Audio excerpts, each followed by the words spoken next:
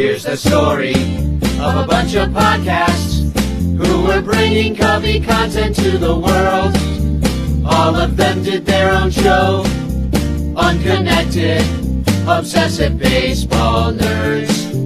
It's the story of a bunch of Cubs fans who are consolidating all their shows. They're uniting, doing it together, so we all can grow. Cup of Cubby Blues combining with Sunranto, Baseball Rabbit Hole and Cubs PS Plus. With Cubs Pod and breaks behind the ivy, they're all teaming up to be the Bleacher Bunch, the Bleacher Bunch. We love the Cubs, that's the way we became the Bleacher Bunch.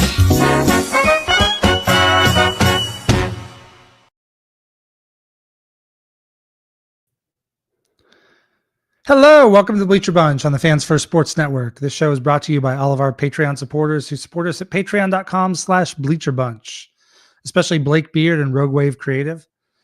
Not to mention all the great podcasts in the Bleacher Bunch, Cubs PS Plus, my show, Cup of Cubby Blue, Sarah Sanchez will be joining us later, Bricks Behind the Ivy, Baseball Rabbit Hole, Cubs Pod, and the Sunranto Show. And especially our sponsors, In the Clutch Shirts and Matt Kammerer's Permanent Paintings.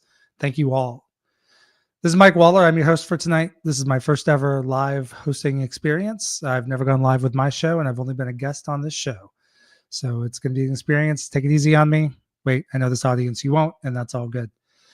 So congrats on getting me my first live audience. Tonight I'll be joined by Evan Altman of Cubs Insider, and later by Sarah Sanchez, as I mentioned earlier.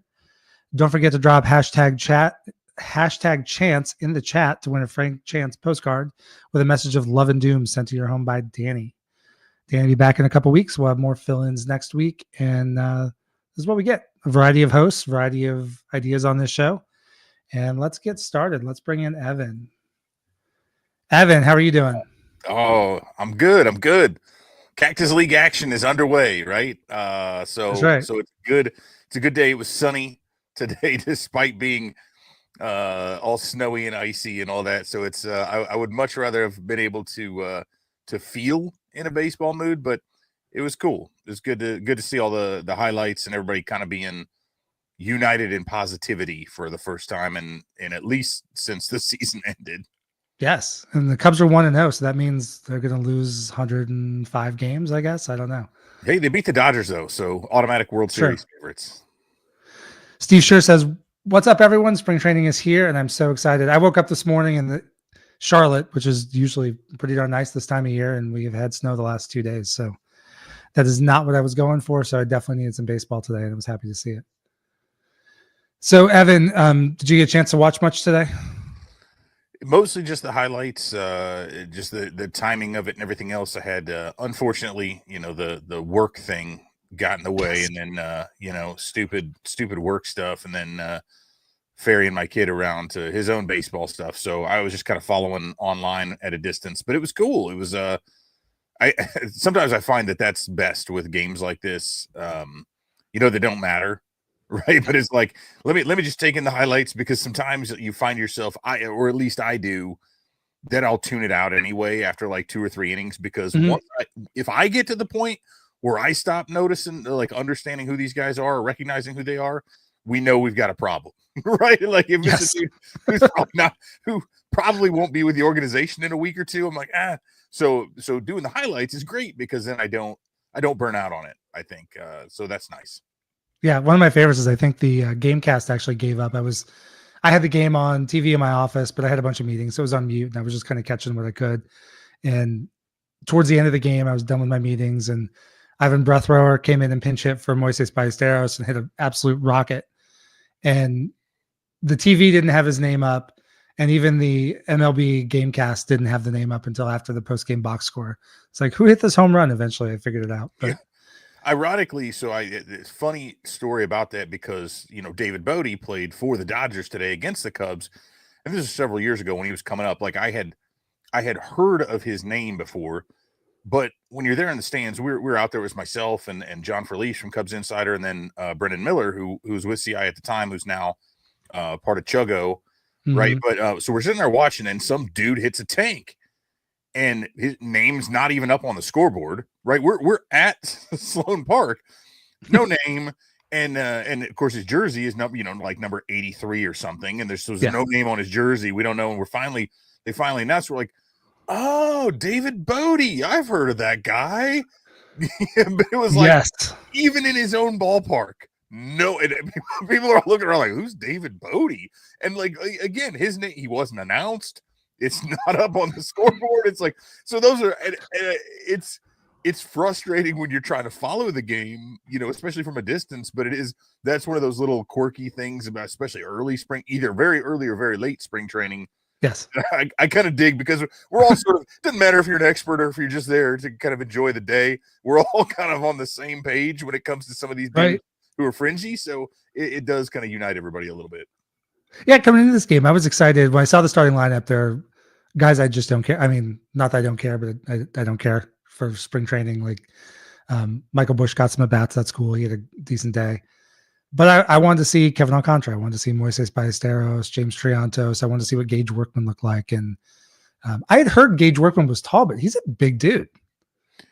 Yeah, and like, he can pick it. That was the one thing that everybody obviously hit the tank too. Yeah. Like, everybody saw that, but like you're looking around, and again, it's one game, right? So like, interesting that I just mentioned David Bodie and overreactions to like one or two big moments that we all take too much stock in, but super interesting that's a Rule 5 guy, and certainly, and I think you probably want to save some of this talk for Sarah later, but he was one of them that a lot of people like, why didn't they just give him back, instead of getting rid of Canario? This guy's probably not going to make what's going on. And then you see a game like this, and again, with all due caution, but it's like, oh, this might be a dude, So that's kind of cool to see a guy break out like that immediately. Yeah, we've got Terry in the comments saying Gage Workman's glove was as advertised, and I would agree. The thing with him is I knew nothing about him. Like, he played Double-A ball, and I knew when they drafted him in the Rule 5, I looked him up and saw his stats, but knew nothing about the guy. But it's out of character for the Cubs to get a position player in the Rule 5. Mm-hmm. They take a shot on a pitcher every so often. So it made me think there's really something there that they believe in. And we'll see what happens. Maybe it'll be just a mirage, but like, I think we saw something today. Yeah, I certainly hope so. And I mean, if nothing else, there's, because we've been kind of, we as a whole, right, have been kind of looking at, well, what do they do at the corners? Beyond, we're assuming at this point that Matt Shaw is the real deal, and certainly they want to give him a shot at third base. And then we got, you got Michael Busch at first, and then they bring in Turner to back up first. But it's still like third is kind of okay. Well, is it John Birdie? Is it Vidal Sassoon Brujan?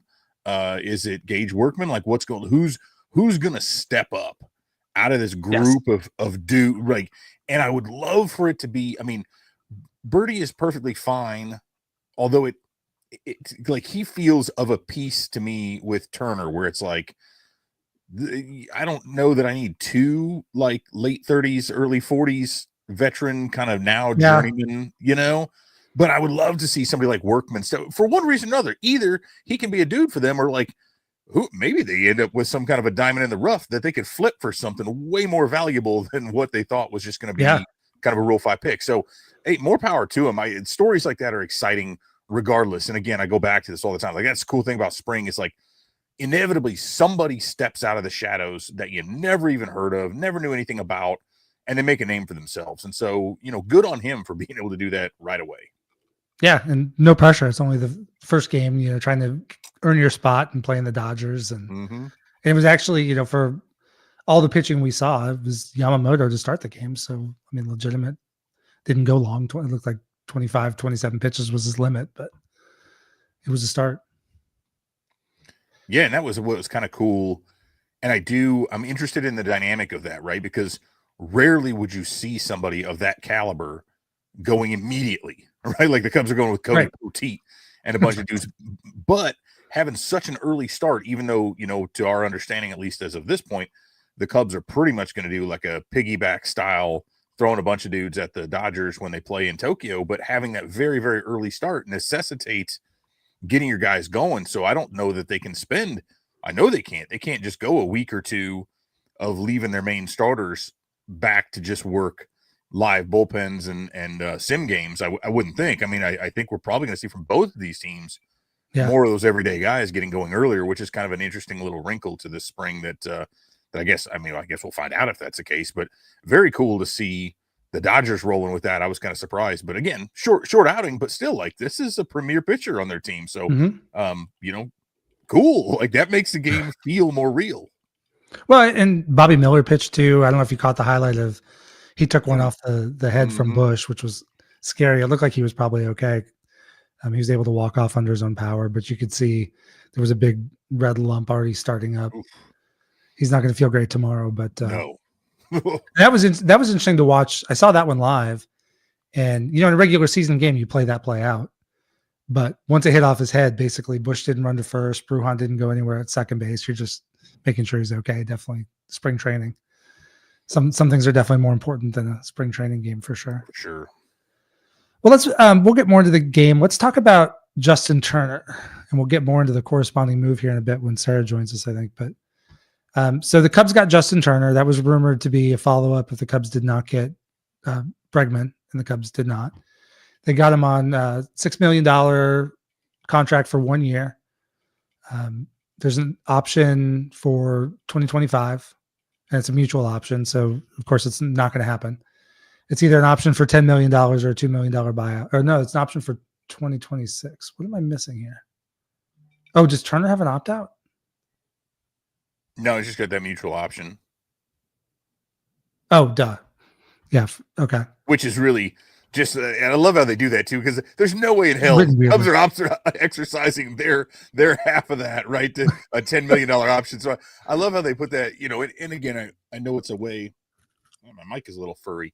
It's a way for them to just effectively defer, not in the way the Dodgers do that people are thinking about, but like they don't have to pay that cash till next year to him. But it's just like, no, 99 times out of 100, those mutual options are simply a vehicle to punt some of the salary down the road. So, but I'm more interested in all, like, again, I look at the numbers that Heyman's got in this tweet for like the bonuses at these different plate appearances. Like, if something has gone either very right for Justin Turner or very, very wrong for multiple Cubs, if he comes close to getting any of them, other than maybe being on the active roster, because a lot of people are like, oh, when's he going to get DFA'd? I'm like, the part that, I mean, it viscerally bothers me when people are like, this is just the same thing as Mancini and Hosmer and Barnhart and all this. I'm like, guys, I don't know that A, you've looked at Turner's overall career,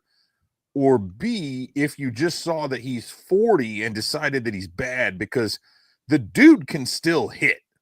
Like, he's still a well above average hitter, and more than likely he's only being used as a short side platoon hitter, right? Because you got a left-handed hitting Michael Bush. So if there's a tough lefty in there, you're going to have the righty batter in Turner getting in there. He's a guy who will sit on the bench, who will he is a consummate professional as a hitter. The dude has just been incredible. And so the value that he brings for $6 million to kind of mentor guys like Michael Bush and Matt Shaw and some of these other young players that they've got coming up. Maybe, I mean, even PCA, there's a lot of this.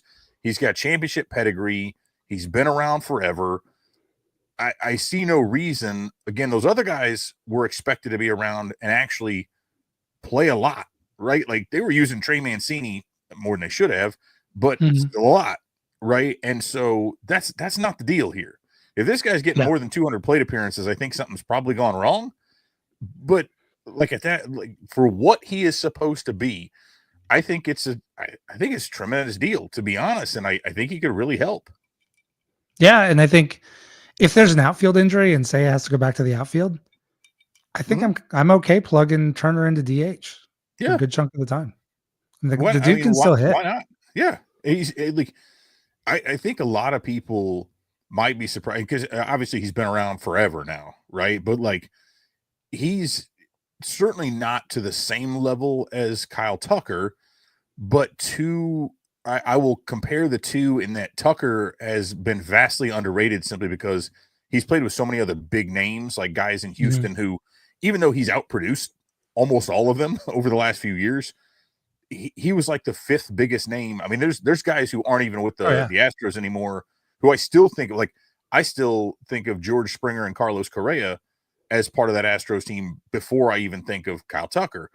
And, similarly, Turner being there in LA for so long with so many great players that he was in there with, it's that same thing. He kind of flew under the radar, but man, at 39 years old, he still had a 117 WRC plus. Like, he's still got some pop. Yeah. He can still, he can pick it over at first base just fine. I don't want him at third base really ever, Right. but he's fine at first. I mean, it's really impressive to do what he's done at this age. But I do think the age curve is a little bit different now than maybe what we were used to with the way guys can take care of their bodies and kind of be specialized a little bit. But no, I mean, I love it. I mean, this is look, we all want the Cubs to spend more money. We all feel like they should be in competition for the top guys. But I think when you look at it from a couple different ways, because a lot of people, they should have. I'm like, okay, yeah, that's cool. Like, that's great. If a frog had wings, he wouldn't bump his ass when he hopped. Like, that's wonderful. But we're sitting here at the point of the offseason when he signed. Who's left? Who are they spending their money on? Right? Like, who do you want him to go pay all this money to at this point? Hey, right. This is a good deal. It should work out pretty well, all things considered. Now, as soon as I say that, like, he'll, break his hip tomorrow or something like that. But we'll see. Well, the nice thing I like about him too is, he got started late because he came up, was with the Mets for a while and Philly, I think. Mets and one other team, and really didn't explode till he was like 30 and went to the Dodgers. Mm-hmm. And so he late bloomer in his whole career. And he's kind of that, I think he has a little bit of that edge to his personality that maybe the Cubs are missing in that locker room that I think might be a good addition. They've got a lot of, I guess, the quiet leader types, the grinders like Nico and Dansby, and Kyle Tucker's not really an outspoken guy, and PCA doesn't have his gravitas yet. Hap's not all that vocal. And I think Justin Turner can be that red ass and get on some guys every once in a while. You're kind of the John Lackey of the position players, which is when you have enough other, and they don't all need to be vocal or whatever, but I think that's something that's been missing from this team and I don't want to say they've been tiptoeing around each other or anything like that, but there hasn't been that guy who's, I feel like, kind of willing to swing their weight around a little bit and tell people how it's well. And I mean, hell, nobody on this team really knows how it's supposed to be done when it comes to really winning, right? Like, those guys are all gone. Literally all of them now are gone. So there's like Dansby and Tucker, I guess, now. Yeah. And they never did it right. They didn't do it there. So they're still kind of outsiders to an extent. And so I just, and I know Swanson is, like you said, though, they're more lead by example kind of guys, I think. And so that's what you did that too, but yeah. Oh yeah. And I think they're strong enough individually now that you can bring in a dude who, like you said, can be a little bit of that, not abrasive in a bad way, but in terms of maybe, getting up under some guy's skin a little bit, and they can handle that because it's not just some guy being red ass for the sake of being red ass. He's doing it to kind of counter some of the other stuff that's there, and you can kind of build that chemistry a little bit better. You need a reagent, right? You need that guy to come in there and kind of stir the drink. So I would love to see him be that. And even if that's all he really does, and he goes out there and kind of is a league average offensive producer when he steps in, that's perfectly fine. That's all you need from that role. Yeah. Well, and on my show last week, what I walked through was the bench and talked about, this bench. I did speculate on Turner if they didn't get Bregman, but last year's bench was so bad. Like, there were so many times where you had to bring somebody in to get a hit, and maybe you're going to bring Miles Mastrobuoni to tap into something, or I don't know what. Like, there was nothing on the bench. And the ability to go to a guy like Justin Turner, he's going to give you a good at bat. Yes. Which it's kind of, he's almost, I mean, it's almost like the replacement for Mike Tauchman in that regard. Like the guy who, which is still like that still kind of bugs me to an extent, because that was the one thing you knew for sure. And solid defense and being out there, like, and just But like Talkman, every time he was there, was going to give one of the best plate appearances that you could ever see in that game. He's always going to see 5 or 6 pitches and be in the at bat and really give guys fits. And that's what kind of bothered me, because there were so many other players they had who just didn't do that, right? Like who did you know, Master Boney would look so overmatched at times, and I still think like he's better than what he showed at times. Like Patrick Wisdom, who I was a big proponent of, but like again, you're talking about a 3 true outcome guy. And the walk was not, it was almost like a 2 true outcome because the walk didn't come in there very much, but it's just right. I love that they've got that, again, that professional at bat, and again, in a dude who ideally will, it's not so easy as just osmosis, but who will be able to kind of pass some of that stuff along and provide some wisdom to the young guys, no pun intended, at the corners, and just kind of bring them along a little bit. And if that's a way to like boost Matt Shaw somehow, or give him, you know, there's some of that intrinsic value that as much as, yes. and I know you're into the stats as much as anybody, and so am I. And I try to look at the science of baseball versus just the magic, but we can't overlook the value that some of this stuff brings when it comes to chemistry and just the leadership aspect and the experience and stuff like that. So again, I'm big on that all the way around. Yeah, and thinking through kind of that strategy of it, not only is he a guy, like you said, that can come in, have a good at bat, make contact, put a hard hit ball in play. He's a guy that now the other team has to think about when they're messing with their bullpen.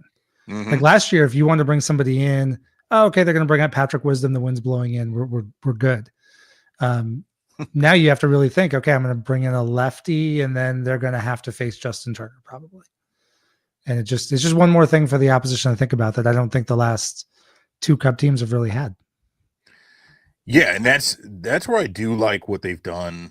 Again, right? Like I'm not turning into an apologist or saying, oh, well, actually they shouldn't have. Although I was very vocally kind of anti-Bregman from the start anyway. So whatever, I guess, where I fall there.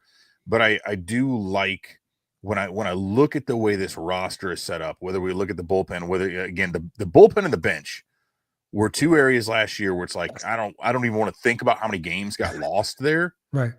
But and we're talking about, it could be as simple as, look at like maybe 5 runs across the course of the season, which seems like nothing in 162 games. But when you look at all the close losses, the late losses, the come from behind, where they only had a 1-run lead, or where they were down by a run, things like that, where it's like, man, if you would have just had a better plate appearance here, that would have put another runner on base, or that would have moved the guy over to third with less than 2 outs. And now it's a vastly different situation from having nobody on, or just a runner on first, or whatever. And now that run, which doesn't seem like much, could result in a win. That could have saved this pitcher from having to go. There's all kinds of little things, butterfly flaps its wings and whatnot. But I think they've done a tremendous job. The ceiling is not as high as I would like for it to be, but the floor has been raised, I think, to a tremendous degree. Yeah, I agree. And I think what we saw last year, I actually thought the Cubs went into the last year with a bullpen deeper than 2023. But it was very keyed on a very specific handful of guys. And Alzolay went down, Merriweather was never right, and Neris got thrust into a role he wasn't really suited for. And all of a sudden it all kind of burned down very quickly. This year, I think they have piled up enough. They've got more power arms than I've ever seen them have. They've got different kinds of stuff. They've got a lot of guys that have some degree of funk, like an odd delivery or a kind of a unicorn pitch. And it just gives them a lot of options. And I'm sure we're going to see, I think we'll have to tap the brakes a little bit in April, because Craig Counsell has said it last year, and we've all seen it. It takes time for a bullpen to kind of settle into their roles. There will be some rough patches early at times, but can it be a smattering of games here and there, and not 2 months of just garbage out of the bullpen? Like, if they can just stay afloat, find their roles. They figured it out last year. Then the second half bullpen was actually pretty good. Yeah, and that was kind of one of those things where it's like, not only did Counsell have to take some time figuring that stuff out, but then every time it kind of seemed like they were maybe about to get their footing, then, another guy gets hurt or something happens. And even, Alzolai was certainly, I think that was kind of the thing is like, all right, is he dealing with something? Because I think the slider doesn't look right. It's like, oh, yep. Okay.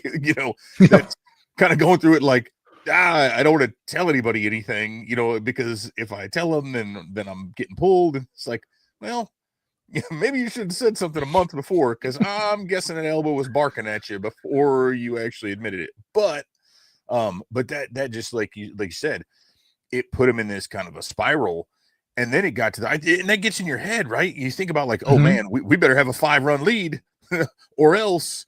And then as a pitcher, right now you're pressing because it's like, oh man, I've blown a couple of games, or we've blown a couple of games. Yep. I really need to do it, and it's like, no, I think. Again, if you can just play loose, and that's a big difference I think we've seen. And again, some of this is revisionist history, or it can be whatever. We look at it in a team, of course, if they're not playing well, they're a little tighter. If they are playing well, they're a little looser. But I look at those teams, 2015, 2016, results aside, those guys were all having fun out there. And you could see it. Like, it came across, even watching on television. And with the exception of a few games here and there, it hasn't felt that way. It has felt tighter, just less emotional, like in all kinds of ways. It's felt very workmanlike, right? We're just going to go punch the clock, and kind of. I'm not saying they don't want to be there, but it has that feel of just you're and watching it, you almost felt like, all right, I'm punching in. And now I'm going to punch out when the game's over, and I'm not really going to think about it afterwards because it was just kind of boring, win, lose, or draw. And I feel like this, for a multitude of reasons, this season is setting up to be decidedly different from those. Now it could all crash and burn, but at least that would be a little more interesting than 83 wins. Yeah. Well, that was like a mix. I mean, baseball is a 162 game slog, so you can't get. You win game 4, you can't celebrate like it's game 7 of the World Series and spend yourself out. But also, I like the fact that they have a mix to start the year with. PCA is kind of an energy guy. And I don't know Matt Shaw that well, but he's going to bring a different vibe playing third base, hopefully, if he gets past this oblique injury. And Kyle Tucker is going to bring a different energy, even if he's not the most charismatic personality. And they've got some, Justin Steele will show it on the mound. Shota Imanaga is the most demonstrative pitcher maybe I've ever seen in my whole life. So there are some guys here that are fun to watch. And I think if they can get some positive mojo going early, I think, to your point, I think it may actually look like they're having fun, which would go a long, long way for the rest of us. Yeah, I certainly hope so. I mean, and it's easy to say, early in spring. And like I said earlier, like it was so cool to finally, despite, of course, the Canario news kind of early before the game, and that kind of riled people up. But then especially when you go out there and win, but there's some cool highlights, like everybody's sharing the highlights. Everybody's excited that the Cubs are playing baseball. That fades, that is temporary, but it's the infatuation with baseball being where it is like, that's the part that I'm kind of latching on to for now, and just kind of drawing some energy from. And I'm smiling, I'm happy, like, because everything, all the rhetoric that even those of us who are who try at times to be balanced as much as we can, like, it's felt so negative at times, and that's really kind of, that came to a crescendo, I feel like, recently, just with all the comments Jed Hoyer's been making, and like, he's almost talking like a fan in terms of, like, he seems kind of beleaguered, and you're just like, man, what's going on? And so the vibe shift, like, just the dramatic move from either meh or pessimism to just full on, hell yeah, baseball's back, let's go. And I'm just like, okay, let's ride this for at least a few days, and forget about the rest of it. We can get back to reality later, I forgot, when I was prepping for the show, I was actually thinking the first game was tomorrow. And so I was thinking, like, why can't baseball just be here? But then I looked at the schedule. Oh, wait, I get to talk about actual baseball. Hell yeah. Quick side note. Did you know there was basically a trivia question for the future came true today, or happened today? The first ever ABS challenge system. Yeah. Won by Cody Poteet. Cody Poteet got his what the Cody that the Cubs had to, they have I think a mandate to maintain at least one Cody and a Kyle and all that. Yes, exactly. That So seems like not even close. That's not like most of those I see are like, you know, the hair of a thread of the ball is touching. That's like fully in the zone. Well, it was Max Muncy, and I think it was Jesse Rogers had a tweet that he asked Max Muncy about it afterwards. Max said I thought it was definitely a strike, and I looked out and I saw the pitcher's face, and I knew he was going to challenge. Nice. But yeah, and it mattered. I mean, for whatever the first game of spring training can matter, but in a situation like that, the ball call made it 1-1 count, and then correcting it made it 0-2. Like that, at some point, that's going to swing in a bat, swing a game, swing a key spot. Yeah, and I tweeted something out about that, and I was like, think about like the last couple years in particular, but what does Seiya Suzuki's career look like if he's got this the whole time? Right? Because like nobody's faced more bad calls than this dude. Like what his on base percentage goes up. Like his ability to hit in plus counts would just I mean, I think we're talking about a dude who has been hosed in such a bad way by these. And like you said, it's not necessarily, I mean, strike three, that really sucks and that's easy to tell, but it is a vast difference in terms of your hit probability and, you know, success for batter versus pitcher to go from 1-1 to 0-2. I mean, that's a major swing, you know, or even just 0-1 to 1-0, right? Like that, or vice versa, whatever. And you look at Suzuki and all the bad calls that he's faced, you know, more so than anyone else. I think this is one of those things where, again, once it is probably, we're looking at whatever next year before realistically it could be implemented broadly, although who knows, but like that's a dude who all of a sudden stands to benefit tremendously from it. And there's others. Certainly, I almost wonder, like, does Juan Soto get the opposite because he's built this career so far, and like you see that, like he gets respect for for being such a patient plate appearance, but how much is that his reputation? Does he get the benefit of the doubt? I'd be very interested. Maybe I'm dead wrong there. I'm not saying definitively that he gets a lot of calls, but I do wonder with someone who again is like at the opposite end, who has been so revered for his ability to take walks. Does that hurt him?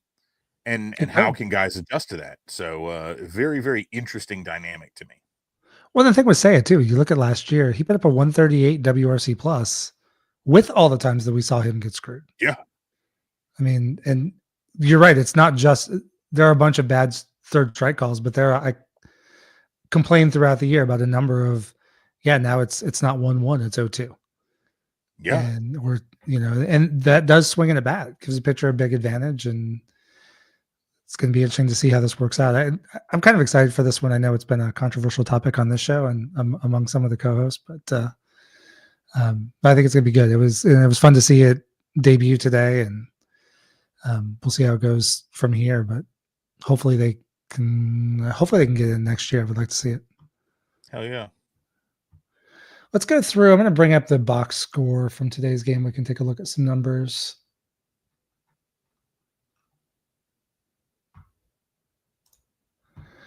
This is the batting, and what I go through is like, I don't know, when I watch spring training, it was actually kind of hilarious to watch Twitter today, because all of a sudden it's like baseball's been so gone, and then the Twitter mobs were back into it, and you know, Vidal Brujan strikes out in the first inning and he's complete garbage, and I saw some complaints about which reliever they were going to after Cody Poteet, and I was like, right, yeah.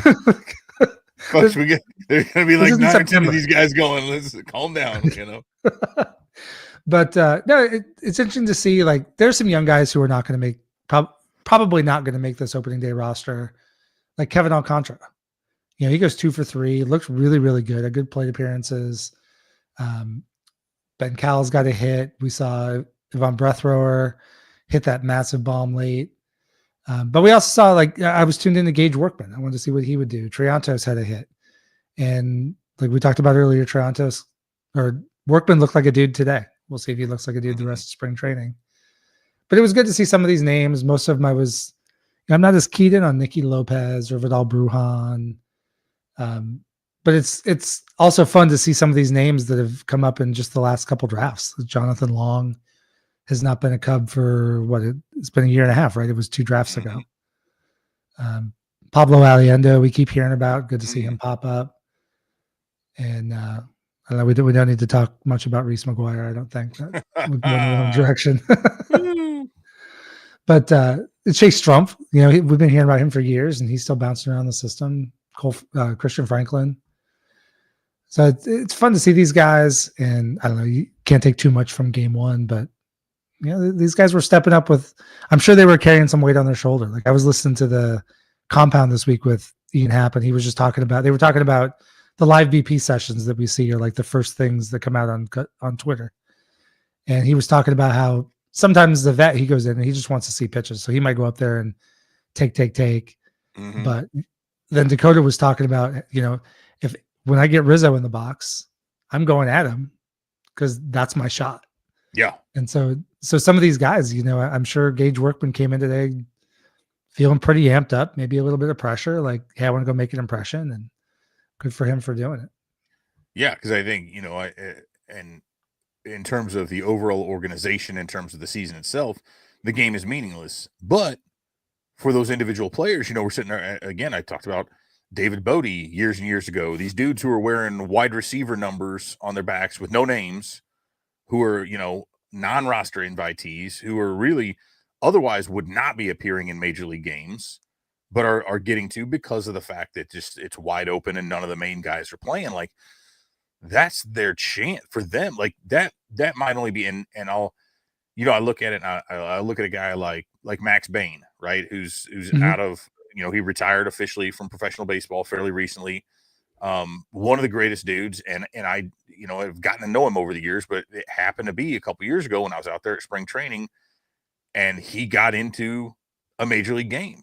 Like he got into the spring training. We're there at Sloan Park, happened to be able to see it. And it's like, the dude can say for the rest of his life, like it was just spring training, but like he's in there pitching against major leaguers. He's there at Sloan Park in front of a full ballpark. And the same is true for all these guys who are out there for all intents and purposes, unless they're like a major Division I player, they've never played in front of a crowd that big. No. Right? Like that. No. I don't care. There's no minor league stadiums that fill up like Sloan does at spring training. No. These guys have never seen anything like this. And so I think I want to make sure when I talk about how the game doesn't mean anything, that I want to make sure that's contextualized, because it means a hell of a lot for these guys who are getting in there, who again, like you said, have to balance like, man, you're so amped up. And that can go a couple of different ways. That could go the way Gage Workman's did, or it could go into, you could just be swinging out of your shoes, or you can't find the strike zone if you're there on the mound. And so that I love that the humanity of it, and seeing these guys out there getting a chance to put themselves on display.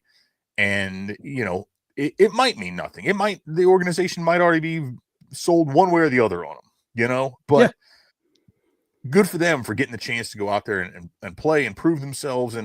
And what the hell, again, it could be some guy who's just this journeyman and maybe he never goes on to do anything, but you can't take away the stuff that he did, spring training or not. I don't care. Like, hey, I got a home run in spring training, so super cool. And that's, again, for this point, and that's why I love going out there. I love watching the spring games for the storylines and the things like that, most of which are never going to mean anything to anyone outside of like the giant nerds like us who really like deep dive into this stuff. But it's that's what's fun, right? That's what I love about it. And you back it up, like, I don't know. I played in high school. Did you play? For a little while before the coach just pissed me off and I decided I was done with it.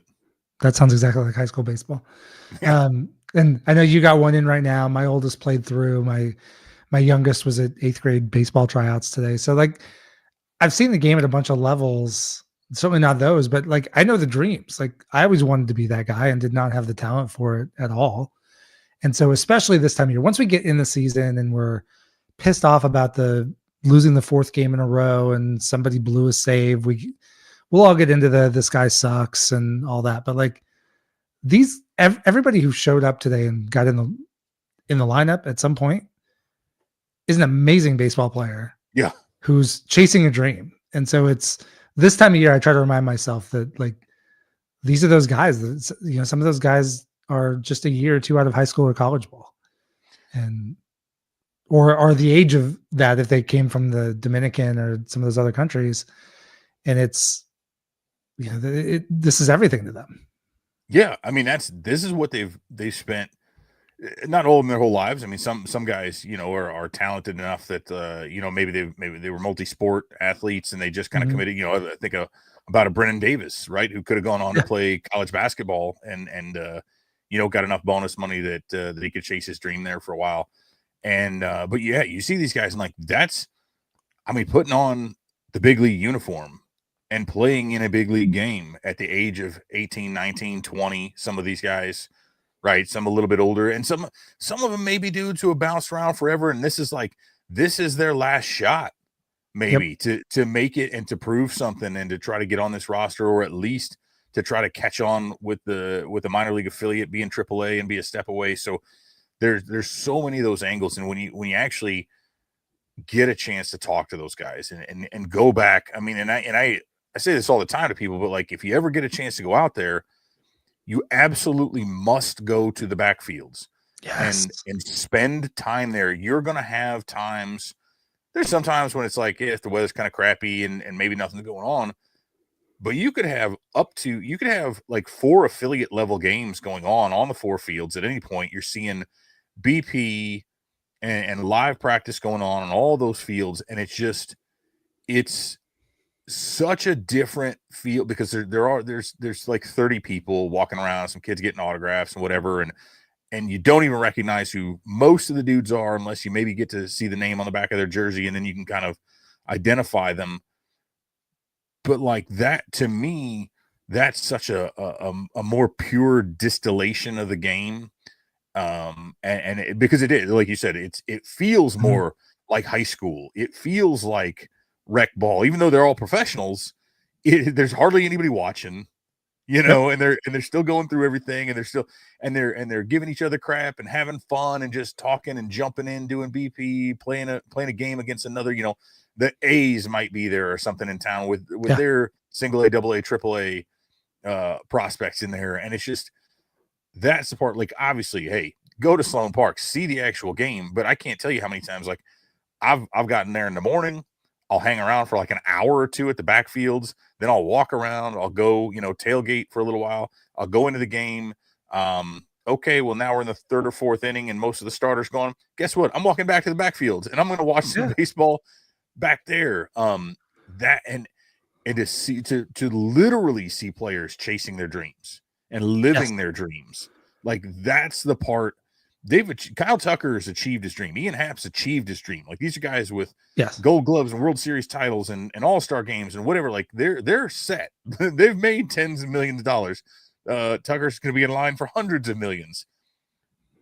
Let me go back and just kind of sit there in the sunshine and watch some of these dudes who 90% of them are never going to see an actual inning of Major League Baseball, but that part doesn't matter because they all want it. And they're all working toward it. And it's just like, it's such a cool experience. So I cannot wait. I've got just over a month before I'm out there. I think it's March 21st. I'm like basically right at the tail end of spring training. So I'm very much looking forward to it. So it can't get here soon enough. The weather needs to warm up here because I'm looking forward to high school baseball in the meantime as well. But we'll see. Yeah. I mean, like 3 years ago when my oldest was going into his senior year, I took a couple of my kids down, and my oldest was a pitcher only. My youngest wanted to be, and it was, we went for the first game of the year. So the minor league games weren't going on the backfields, but we still wanted the backfields. At one point we sat at one of the fields and watched PFPs for like 45 minutes. Mm-hmm. My son was just locked into everything they were doing. It's like, because he was seeing different drills than what he does at his high school, and he's like, why did they do it that way? And we were trying to figure out like what they were doing. It was just really getting down to kind of that pure level of baseball. Like, these guys are just working on stuff and they're working on their game, and it was fun to see them interact with each other. And it's cool. So I echo your sentiment. Anybody you can get down there and definitely spend time on the backfields. Yeah, that's to me, that's just the best. And it's the whole thing is so much more accessible too. Cause you just walk in, Nobody's it's not Yeah. you don't have to have a ticket. Nobody's checking for anything, and you can just kind of meander around and but yeah, it's definitely, and that's when nothing's real yet. It's not the regular season. The games aren't counting. Nobody's upset and I shouldn't say nobody, but most folks are there, right? Yeah.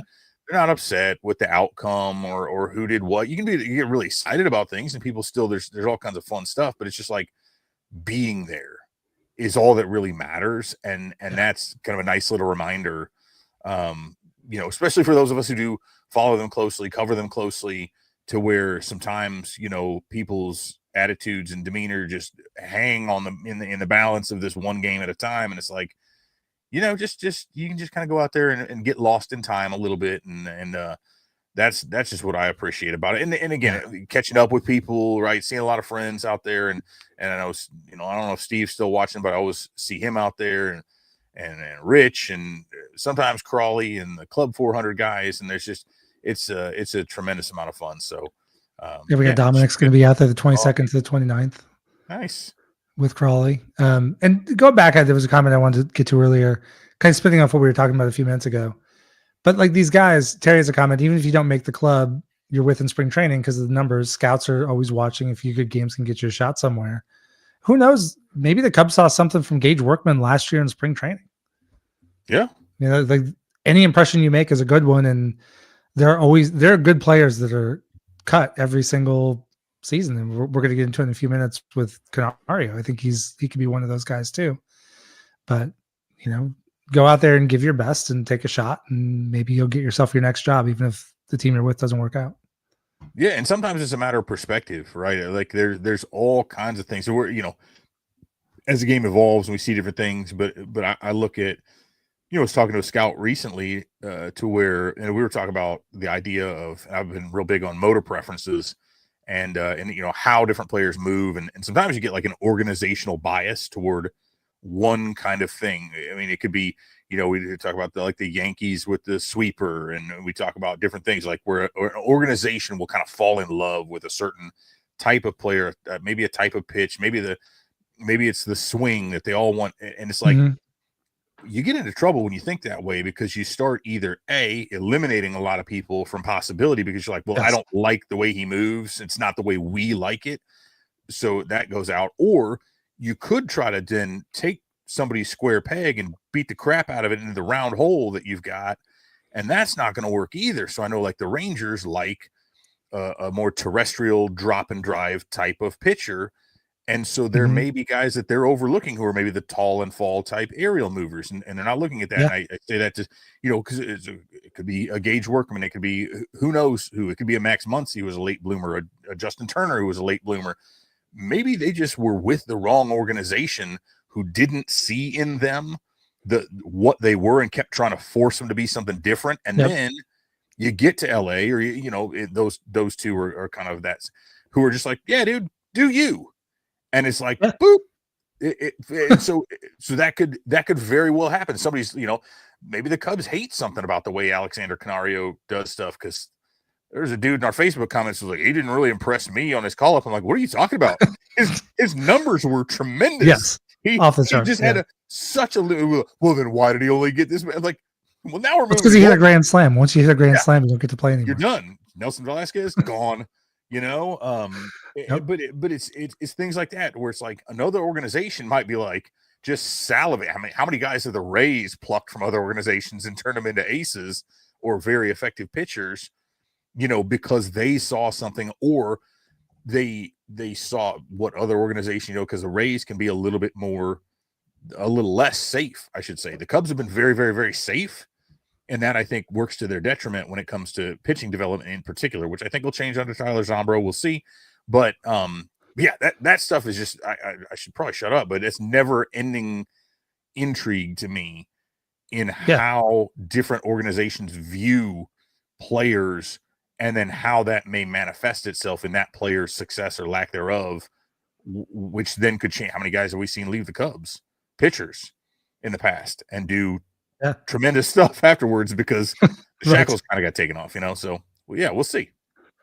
Well, and right on cue, here's Sarah Sanchez, so she's going to join us. We'll pull her into the discussion. Sarah, how you doing? I'm infuriated. I'm so angry tonight that I'm like, so look, the world, the state of everything, like it's been a lot. And I honestly wasn't paying that much attention to Cubs news earlier today. So I kind of like did the thing and, was just Sorry, I'm like, playing with the layup buttons. no, you're good. Whatever you need to do. And I was just kind of doing, my day and whatever. And I watched the Cubs and I was having a nice day and baseball's back. And then I saw the news that the Cubs decided to designate for assignment a 24-year-old who has 45 plate appearances, a 286, 333, 524 slash line in those 45 plate appearances and 2 home runs for a 40-year-old backup first baseman and designated hitter, which might be the most Jed Hoyer thing to ever Hoyer. And it's also my villain origin story. This is incompetent. I don't understand what this team is doing. I don't understand why they DFA'd Luis Vasquez for John Birdie. This reeks of desperation. This is a man who has decided that he needs to win this year to keep his job, and he doesn't care what prospects he gives up to do it. And so he gave up Cam Smith, all of the years that we'll ever see of Cam Smith, plus whatever Isaac Paredes and Hayden Wesneski do over the next few years, which we'll be fine for 1 year of Kyle Tucker, because let's be honest, they're not going to extend him. DFA'd Luis Vasquez for a 30-whatever-year-old. I don't even know how old John Birdie is. He's fine. He's better than 37. the other backup options, but this is crazy. And now Alexander Canario. And I would just like to say, Jed Hoyer's war on Latinos who can mash is my villain origin story, and I will die on this hill. There's a bit of a pattern. Christopher Morel, Nelson Velasquez, Wilson Contreras. Jed Hoyer obviously hates fun, and this team will not be fun or good until he's gone. Which could be soon. One way or the other. Yeah. Anyway, hi, Evan. Hi, Mike. Hi. We had baseball today. We're happy. But we were until about 30 seconds Sorry. ago. Sorry. No, I want to talk about the Canario situation, because I knew going into the offseason with no options left, he was going to be somewhat at risk, right? I mean, yeah. He was going to have to be, if he made the team, he was going to be up. And then if he didn't perform, it would be a DFA or a trade or something, because there's no other place to send him.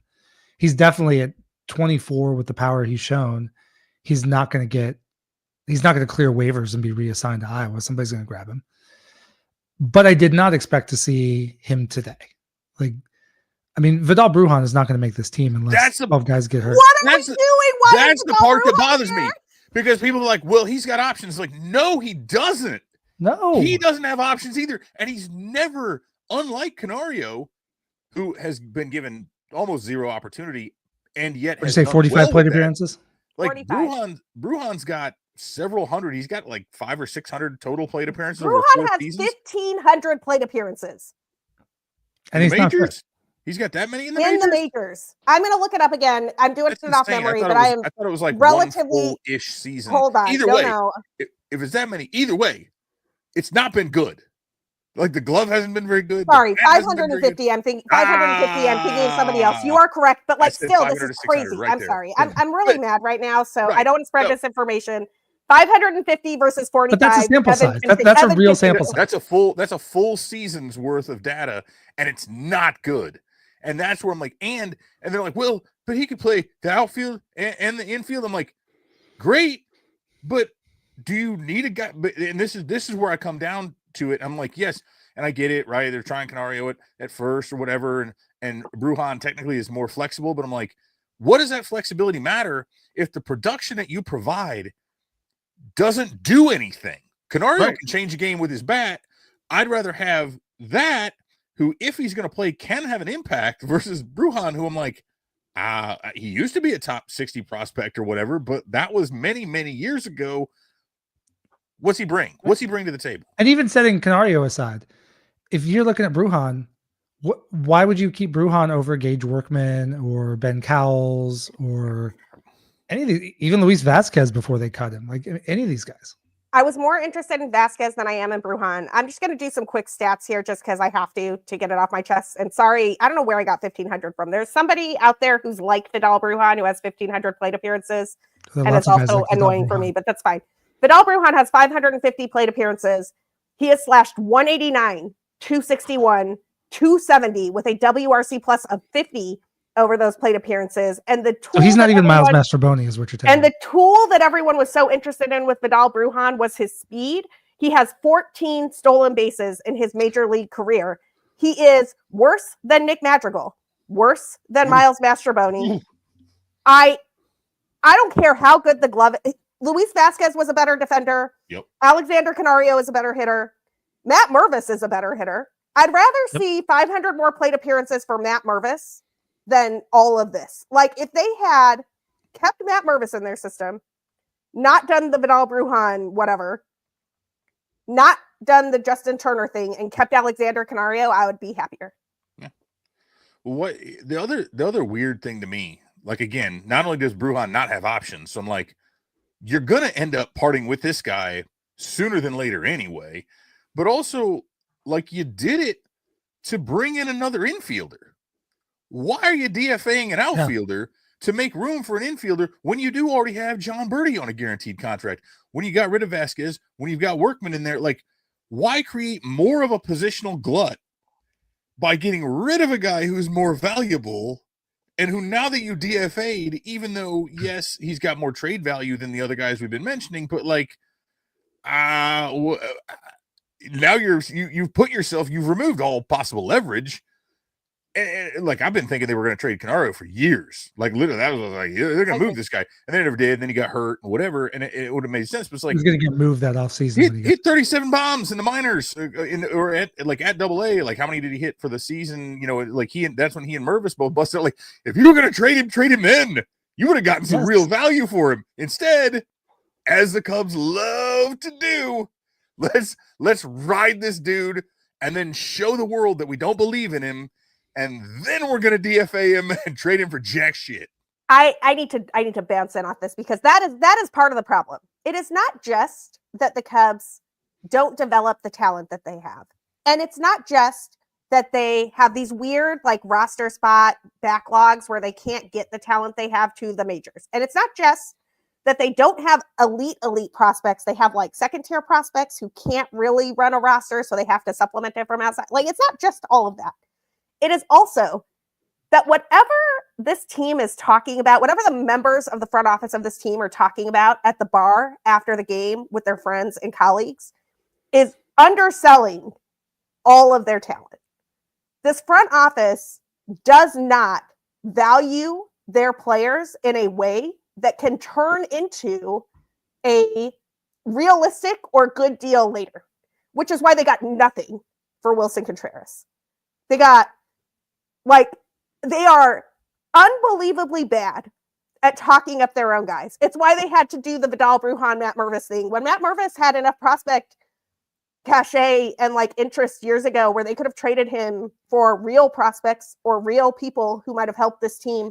And instead they're just kind of like, well, we're going to give Matt Mervis another shot somewhere and we'll take Vidal Brujan on, even after he didn't work in Tampa Bay and the same general manager traded for him in Miami and he didn't work there either. And now the Cubs are going to take a shot. Like, good luck. I'm sure if the Rays didn't get it and the Marlins didn't get it, Jed's got it.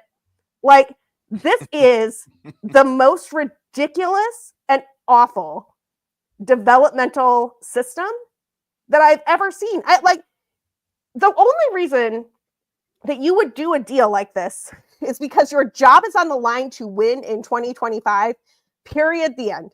They just traded every at-bat Alexander Canario will ever take, or not traded, sorry, they just cut bait.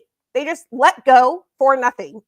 Every at-bat Alexander Canario will ever take, and they'll get something out of it because somebody will claim him and they'll get something out of it, but it won't be what they would have gotten out of it if they had traded him when he had actual value. Yes. Or if they had traded him at the height of his value. And they do this over and over again. When was the last time the Cubs sold high on a guy? It was Yu Darvish. They threw in Victor Caratini for giggles. And the only person who came back in that deal that has seen a single second of Major League Baseball playing time is Zach Davies. And the only thing I remember about him is that he ghosted his wife while he was in Chicago. Yeah. Yeah, I mean, the thing that drove me the most nuts about Canario is, like I said, I thought there was a chance he could maybe not make it through the spring. But before the first game, he's gone. Like I could see if you get down, there are only 3 spots up for grabs because you're going to have a backup catcher, which is going to be Kelly. I assume Birdie and Turner are locked in. The way Gage Workman looked today, he looks promising. But as a Rule 5, you're either keeping him on the active roster or you're sending him back. And so there's like one spot. So let the competition run. If Canario has a terrible spring and he gets cut at the end, okay, maybe that's how it works out. And then we can still be mad about the not trading in the process. And the not trading prospects goes back. That's a Theo thing that's carried over. I mean, oh yeah, they've had so many opportunities. What they could have gotten for Kyle Schwarber after 2015, after 2016. I did a counterfactual piece probably in 2020 when we had no baseball news, and I was just, or 2021 or something. Like, I don't remember exactly what it was, where I basically, after they DFA'd Kyle Schwarber, like a couple years later, I was like, what if the Cubs had done the Kyle Schwarber for Andrew Miller thing instead of the Gleyber Torres plus for Aroldis Chapman thing? And I actually think it works out way better for the Cubs in the end, given where everything went out. Yeah, and I mean, but look, I mean, this organization, and this goes back many, many years. When's the last time they legitimately developed a non-first round pick? Like high first round, right? Because we can even look at PCA was what, 9th overall? I mean, they got him in a trade, but like, it's either they've traded for these guys or they have not had any sort of success with a dude who was not a very highly touted top. Because look out, I mean, hell, and look at the guys that they brought up in that 15 season, and you look at, and we can add Hap right after that, but you're looking at like the guys they drafted: Chris Bryant, number 2, Kyle Schwarber, number 4, Hap was a high first rounder. You get all these guys, like those have come up and made an impact, but that's just because they were college hitters. Like they played 3 seasons of college baseball and excelled at it. The Cubs didn't have to do anything. Hap maybe a little bit differently because he did have to spend some time going back and forth and whatever, but that's more on those players than it is the organization. But I go back to like when Mike and I were talking earlier, right? I said I felt like they've done a good job of raising the floor, but not the ceiling. And this move, like if we go specifically, let's say it's a choice between Canario and Brujan, that's a very active choice to say screw the ceiling, but it's not even raising the floor, because I don't see Brujan as even being lowering the level play. Right? Yeah, that's the part that like you're not even taking a swing. Like you're not like, this is a guy who it could feel like, well, they got Casey and Alcantara, and I'm like, yeah, do you want those guys sitting on the bench? Like, if you kind of don't believe in Canario, which again they've proven with 45 plate appearances in the last 2 seasons that they don't, but you can't, like, he can run into a fastball at the very worst. Let's just I'm just taking away. I'm just being very, very basic. He's got power, right, to spare. Like, the dude has serious power. For a team that lacks that power and that could use that spot, and at the very least, you've already pretty much put yourself at the end of the rope with him.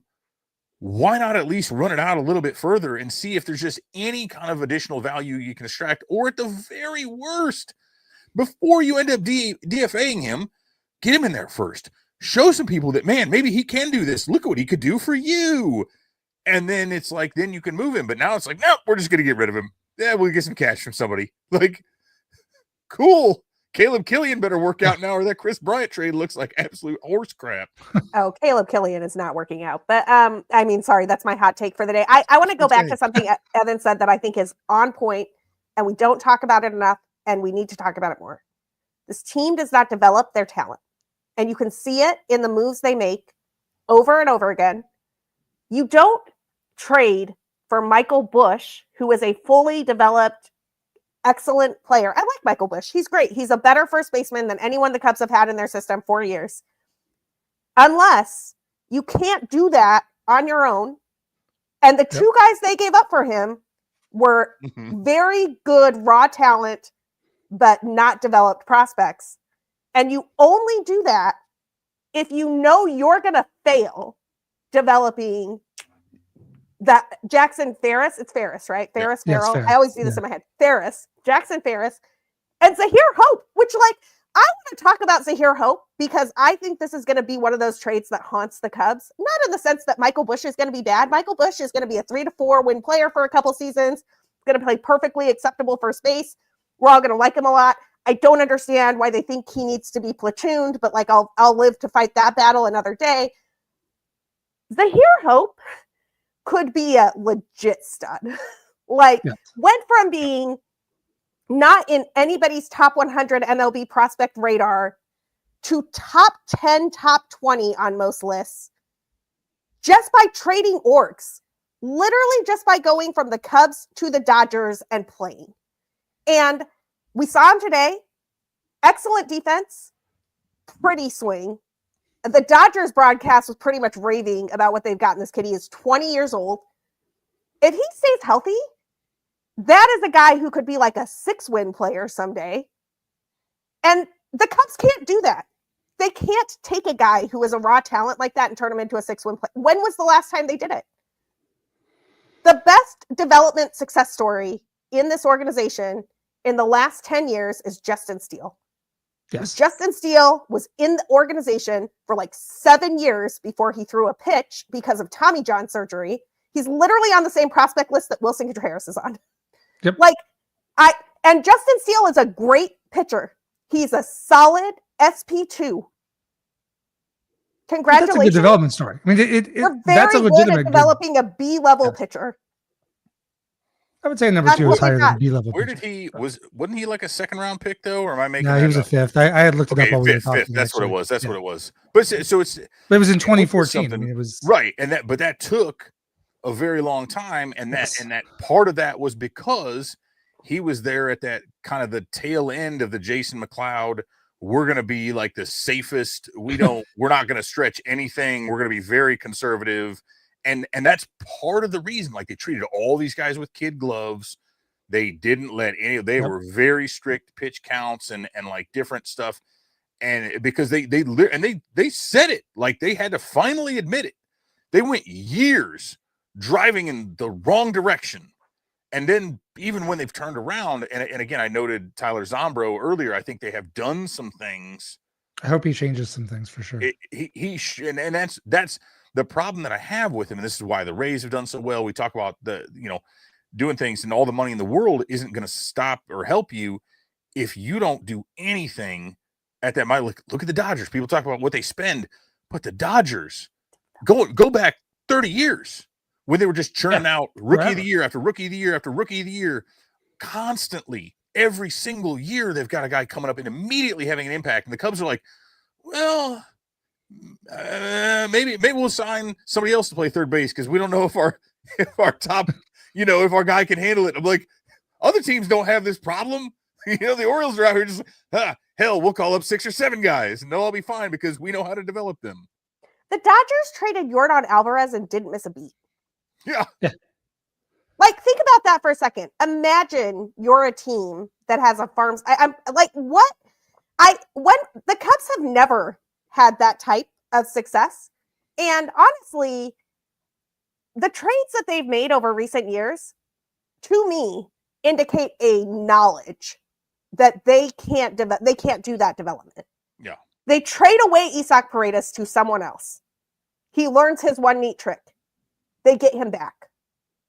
They trade away Jamer Candelario. They don't. Jamer gets good somewhere else. They get him back. Like, this is the number of times that Jed just like does trades that are literally like undoing a former trade to prove something. I'm like, I don't even know what's going on in his head. It's crazy. It's like he's trying to like redo whatever argument he had with Theo one day in 2011 or 2013 or something. I did it with Anthony Rizzo. Like, it's the whole system is from top to bottom, just like unbelievably bad to me. And it's not even that if they're not a bad team. This is not the Marlins. This is not the Rockies. This is not the White Sox. Those are 3 organizations that like, Godspeed, Will Venable, but I don't see it. Like, I wish you nothing but the best. But those organizations are like broken top to bottom. Like the prospect, like the farm system is broken. There's no talent, whatever. As Evan mentioned, the Cubs raised the floor. They raise the floor, but they have no idea how to raise the ceiling. And it is very clear from the way they deal players and the way they treat talent. And at this point in time, why would you make a deal with Jed for anyone that you cared? Just wait for Jed to DFA them. Yeah. Just wait for Matt Mervis to get traded for a bag of balls. Just wait for Wilson Contreras to hit the free agent market. By the way, talking about first base for a second, let's talk about first base for a second. Wilson Contreras is going to play first base for the Cardinals.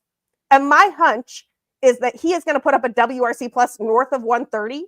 And I just heard on MLB Network, and surely this is just Wilson being Wilson and being like a little bit cheeky because that's who he is.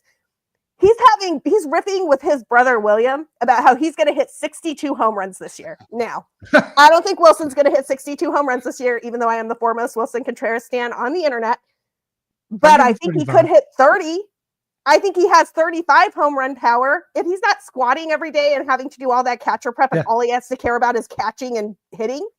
Yeah, Wilson Contreras is a 35 home run bat. And the Cubs were like, no, we see no use for you. Go away. One from Terry here, back to the Steele for a second. Steele was a bullpen guy. He was back and forth. He was a bullpen guy because they didn't.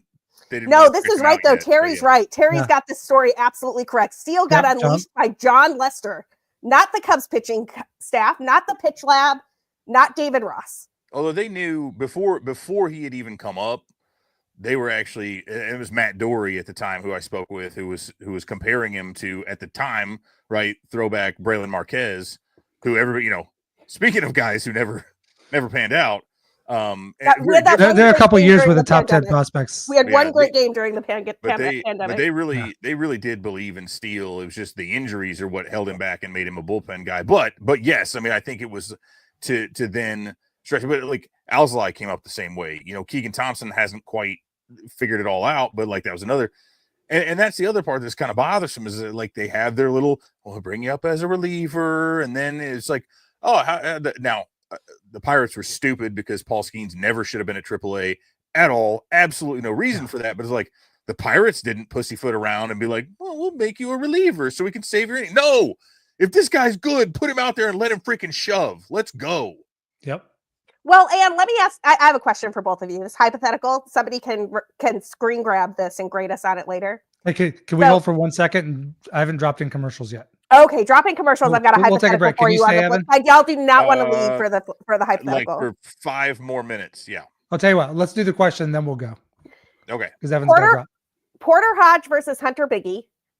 Porter Hodge in the Cubs system. Hunter Biggie in the Rays system. Which reliever do you think is better in 5 years? I'm a big Porter Hodge fan, so am I. Yeah. I'm going with Biggie just because he's with the Rays. Because I have far more faith in the Tampa Bay Rays to develop a pitcher, especially one with that kind of stuff. And he's a really good dude. He's one of the first interviews I did like early on, or we were one of the first interviews he did, and just a super chill, cool guy, fun to talk to. So I like Porter Hodge a lot, but I think the Rays do a much better job. So I would give them the edge. I'll be the counter. I'll say Hodge, but just because of what I saw last year, I think the stuff is there regardless of what the Cubs do at this point. And I'm hoping there's some Tyler Zombro in there that's going to even some of this stuff out. I think it's Biggie. I get your point. Your point is valid. I think it's Biggie, and I think it's going to be the same as when like the Cubs were like, we can't do anything with Jason Adam. We don't have, and don't get me, Jason Adam is not a good human, but like good pitcher. Cubs were just like, we don't know how to figure this out. Go away. Yes. So much. Jeremiah Estrada, sorry, we have no space for you, and you're 98 miles. That was another one that drove me nuts. Like again, like he had his issues, but why not go through another spring and figure it out? Or the DFAs on the team are bonkers. It's just bonkers. Tom Hatch, there's others. I mean, the list goes on. I mean, I'm fully prepared for Luis Vasquez to be like the backup middle infielder for the Orioles and to be amazing because. Frankly, I couldn't believe they DFA'd Luis Vasquez. I was like, 25-year-old versus 37-year-old. What are we doing? It's wild. Well, Evan, thanks for joining today. Yeah. Always good love having you on. And where can people find you? Go ahead and plug yourself. Yeah, just at D Evan Altman on X and I suppose on Blue Sky as well, or just go to Cubs Insider, read what we got to say, and if you want to brave Facebook and read what's there in the comments, by all means, you can just search us there. But I would avoid that at all costs if I were you. So If you go, just stick to baseball. yeah. So great. Well, thanks for joining All right. us today. Yep. And I will take us out to break, and then we'll be back with Sarah and I in just a moment. If I can remember how to do this. This was me last week. It's all good. I know. Let's see. Do that.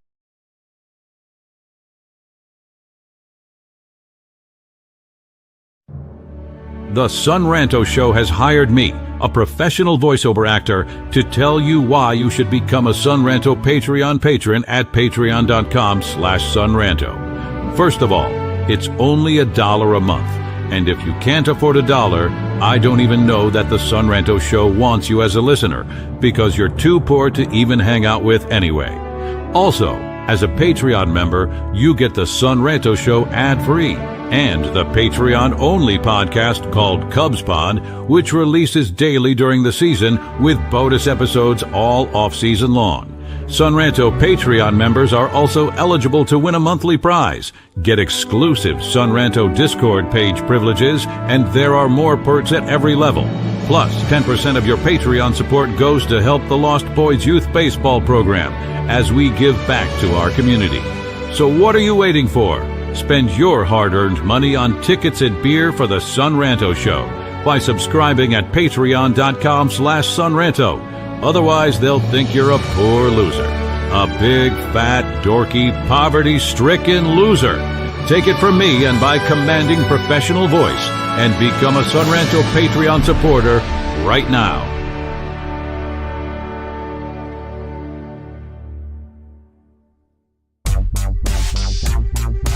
If you like the Cubs a bunch, buy your t-shirts from In the Clutch. We've got all the best styles for you. Dansby, Saya, Morel too.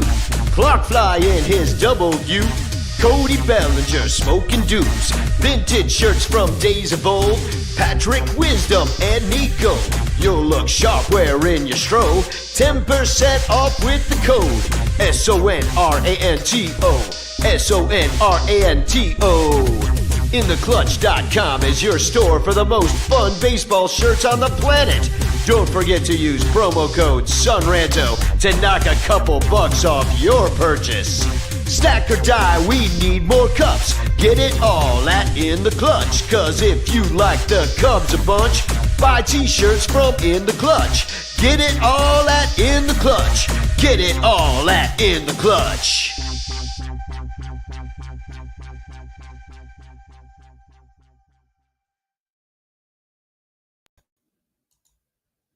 And we're back. We Did you are. get- Yes. So we started with a heavy topic. Now we can just go and have some fun. So Evan and I started kind of talking about the game. Did you get a chance to see much today?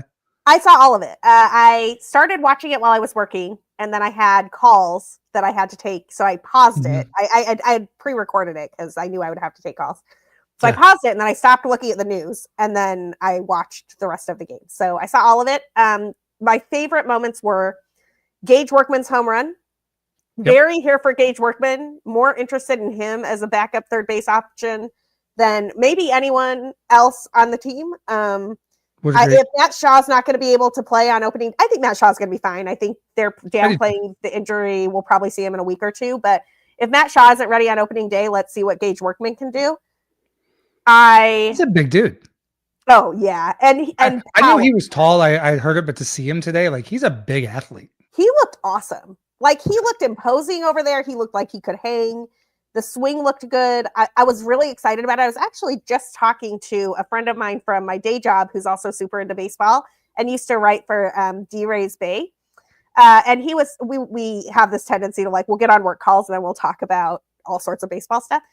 We were just talking about Gage Workman, and I was saying how impressed I was with all the projection systems and what they think of him, right? Like Zips is super high on Gage Workman. Yep. Pacoda is super high on Gage Workman. Both of them see him as like the third or fourth best bat on this Cubs roster. And that's intriguing to me. So I'm very glad Gage Workman is still here. And please, for the love of God, don't DFA him too to keep the Dal Brujan, my lord. Well, Evan and I talked about this briefly, but the Cubs don't do position player rule 5s like ever. Ever. And so for them to go for this guy, that told me that given their system, maybe they're wrong, but there was clearly something they really liked. No, but like a Rule 5 pick hitting would be exactly in line with what I'm saying about the Cubs system. Because that means he's blocked in Detroit. He's not going to get a shot. Yep. The Cubs let Detroit do the work, and now they're just going to scoop him up and bring him back. And this is, it's a pattern that I've noticed for years, right? It's like, why don't the Cubs have the ability? Look, I know I'm like the Christopher Morel girl, and I promise I'm not going to just talk about Christopher Morel and Wilson Contreras for years. Although both of them are, I'm going to write a book someday about Jed Hoyer's war on Latinos who can rake, and it's going to be my villain origin story. But you have a guy like that in your system who has that type of bat speed, that type of arm strength, that type of speed, that attitude, right? Like people love him, and you're just like, I don't know, we can't do anything with this. Like to trade him for a guy that we couldn't develop, and there's something about that is very wrong. That is the exact opposite of what you want to see from the team you cheer for. Yeah. I don't know. It's so hard to go in that direction at all. It's just so hard to even talk about. Like we've talked about it all 1,000 times. It's the same thing over and over and over again. And that's where, it was so nice today. Yeah. Charlotte is supposed to be this warm weather place, and we've had snow the last 2 days. So to have actual baseball today was just fantastic. I had work calls too, but some of the game I watched with audio, but I at least had it going and on mute and was checking back and forth. I saw all the big plays, and for a day, it's kind of nice just to not shit on things. Yes. No, it was, can I be personal for one moment? Absolutely. People who have read my writing at BCB or anywhere for years, I've talked about this before, but like baseball is super personal to me. There have been a handful of times in my life, and everything's chill right now, but like a handful of times in my life where things were not great, and baseball season came, and I was like, okay, like I may not be able to handle whatever's going on at work or whatever's going on in my life or whatever, but like I've got 3 hours of the Cubs. I've got Pat Hughes in my ear. I can get through this, right? And honestly, it's been just such a wild time in the United States of America that when I saw that field and the lineups were on and they were announcing the players, and it was baseball, it was everything that we know and love and have known our whole lives. I cried, man. Like I was ugly crying, but not in like a sad way, in like a cathartic way, and like oh, we made it to baseball. I'm good till October. I've got this till October. Well, I'm the same way. I've kind of been in the same kind of headspace and some funk going on. And in fact, there was a point in time yesterday where I thought maybe I would actually see if somebody else, maybe if Jeff could do this podcast. I wasn't sure I had it in me, but getting baseball back today really just kind of reset some things. It gave me a break, and just like, there's something else to talk about besides what did Jed Hoyer do? Sure, we did talk about Canario and Justin Turner, but actual baseball was played, and we saw some big dudes hit big shots. Speaking of a guy who I hope they're not going to DFA, although given the priorities they've already shown us, who knows? I thought Kevin Alcantara looked great today. Yes. Like, didn't he look like just absolutely locked in? And what was cool is I thought both him and Workman, Triantos, even Cowles later, those guys. Ballesteros looked good. Like he didn't really like. Moises, yes. He scored a run. He looked good. But those guys had to come in. Evan and I talked about this a little bit, but not quite in this way. Had to come in with so much pressure, and they just looked comfortable. They just looked like they were just playing ball. They did. I want to acknowledge this comment because thank you, Dominic. Yeah. Thank you. A lot of us are feeling the same sort of thing, and baseball being back helps. And that's what we're here for every week. Baseball in this. So one of the things I thought was really interesting from today's game, Mike, and I would love your thoughts on it. Yeah. The Dodgers kind of sent not all of their regulars out there, but a lot, like more of their regulars out there than the Cubs did, right? Like Oscar Hernandez was in that first lineup. Mookie Betts was in that first lineup. Like Yoshinobu Yamamoto was on the hill. Like, and we can talk about what happened with Bobby Miller separately, because that I think that's the scariest thing that happens in baseball. Like, it's one of the 100%. two scariest things that happens in baseball, and I was horrified. And I hope Bobby Miller is at a hospital somewhere getting looked at, and I hope he's okay and just everything is. I was encouraged by how he got up and walked off. I was too, but like that's still, you got to like get that man to a CT scan. Yes, right, for sure. I thought the Dodgers the Dodgers put out more of their regulars, and they put out their opening day guy who was going to face this team in less than a month. The Cubs kind of did the backup dudes. Like, they're not like there weren't a ton of opening day guys I saw out there today. Not in the pitching, not in the hitting. The one thing I wondered about, I was thinking about that when I saw the lineups and saw the Cubs come out. Could that just be the difference of the Dodgers playing at home and the Cubs maybe saving it so that they do it when they're back in their own stadium? It could be. Or here's an alternative theory. I was thinking about this. I know where you're going. The Dodgers did this last year. The Dodgers played the Japan series last year. Yep. And they have some sort of sense of what their guys needed before the Japan series did not go great for the Dodgers last year. Like, Yamamoto got blown up. Like, it wasn't, it was a weird thing. And I wonder, it's very clear the two teams are taking different approaches to that. Mm-hmm. And I'm not saying Councils is wrong. It might work. But I am saying that the Dodgers have a different approach than the Cubs, and both teams have to play a real baseball game in the same amount of time. I see where you're going with that. I think I need to see more games than just one. I mean, if tomorrow the Cubs have 6 of the regular starters in there, I don't know that it makes much difference that they didn't play today. But to your point, if we don't see them that much, like they have to get their work in, and they've got to get ready for real game action.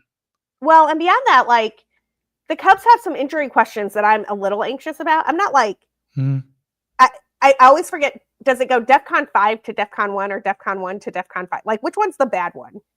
I think 5's the bad one. Okay. Whatever DEFCON which means I'm probably wrong, but yeah. Whatever DEFCON bad is. Yes. I'm on like the least of that. So I'm on like, yeah, it's fine. But, we know Dansby Swanson had a midsection. So it's a hernia repair, people. I don't know why they're calling it something weird. Dansby Swanson had a hernia repaired. Nico Horner had the flexor tendon thing. Matt Shaw is dealing with an oblique issue. I don't know. Like, Javier Assad, also oblique issue. Javier Assad, an oblique issue. Brandon Birdsell with the shoulder. Like, although I didn't think Birdsell was going to make the team, so I'm not as worried about it. But it's like, I don't know. Like, there's enough. Like, I haven't seen the guys who are supposed to be healthy on the 26 man to feel good about the fact that none of those guys were playing today. Yeah, it's and there's that line. Like, I mean, we've seen guys come into spring training and get hurt in spring training, but at some point you have to be moving towards the season. Guys have to get their work in, and you can't just sit a guy on the shelf until opening day. It was amazing, though, to see, and I'd love your thoughts on this too, that a hodgepodge of the Dodgers regulars and a mashup of the Cubs minor leagues, the Cubs won. Yes. By a lot. Like, nobody watching this right now, and nobody talking on the screen right now, thinks that the Cubs have a better farm system and or regular team than the Los Angeles Dodgers, and it didn't matter today because baseball, bitches. Yep, exactly. Well, and that's the annoying thing about just get to the postseason, anything can happen. But it also means when you get to the postseason, literally anything can happen. Like, the Dodgers could go out and win 115 games this year. Yeah, okay, so maybe DEFCON 5. I had it backwards. I never remember. I'm like, they all have different scales, but I did want to shout out Terry for having our back here. But like, at some point, the Dodgers could win 115, 120 games because they're amazing. And they still have to go specifically win a 5-game series and 2 7-game series. So, I mean, baseball could be really stupid sometimes. And they're still going to lose 40 to 50 games. Yes. So, and that's if they're amazing. That's the best. And if they're just scenario. really good, they're going to lose 60. Yeah. So that was pretty fun. other things from today's game that I thought were particularly, I mean, I truly like watching Zahir Hope play hurt my soul. I know like Kevin Alcantara had a better line and whatever, and Zahir Hope looks real. And I would love to know what was going on in the front office when they were thinking about that specific trade. Well, and the other thing with trades, and you and I got into this a little bit when we did our off-season like redo last off-season. And we need to do the redo of this off-season before the season starts. So which we will. Which is crazy. We'll talk about that in a second so people here know what we're talking about. So much of this, like we hear about it all the time. When a trade happens, there have probably been 26 versions of that trade discussed. This prospect or that prospect, or toss in this reliever, like whatever it is. I would be fascinated to know what the other discussions were.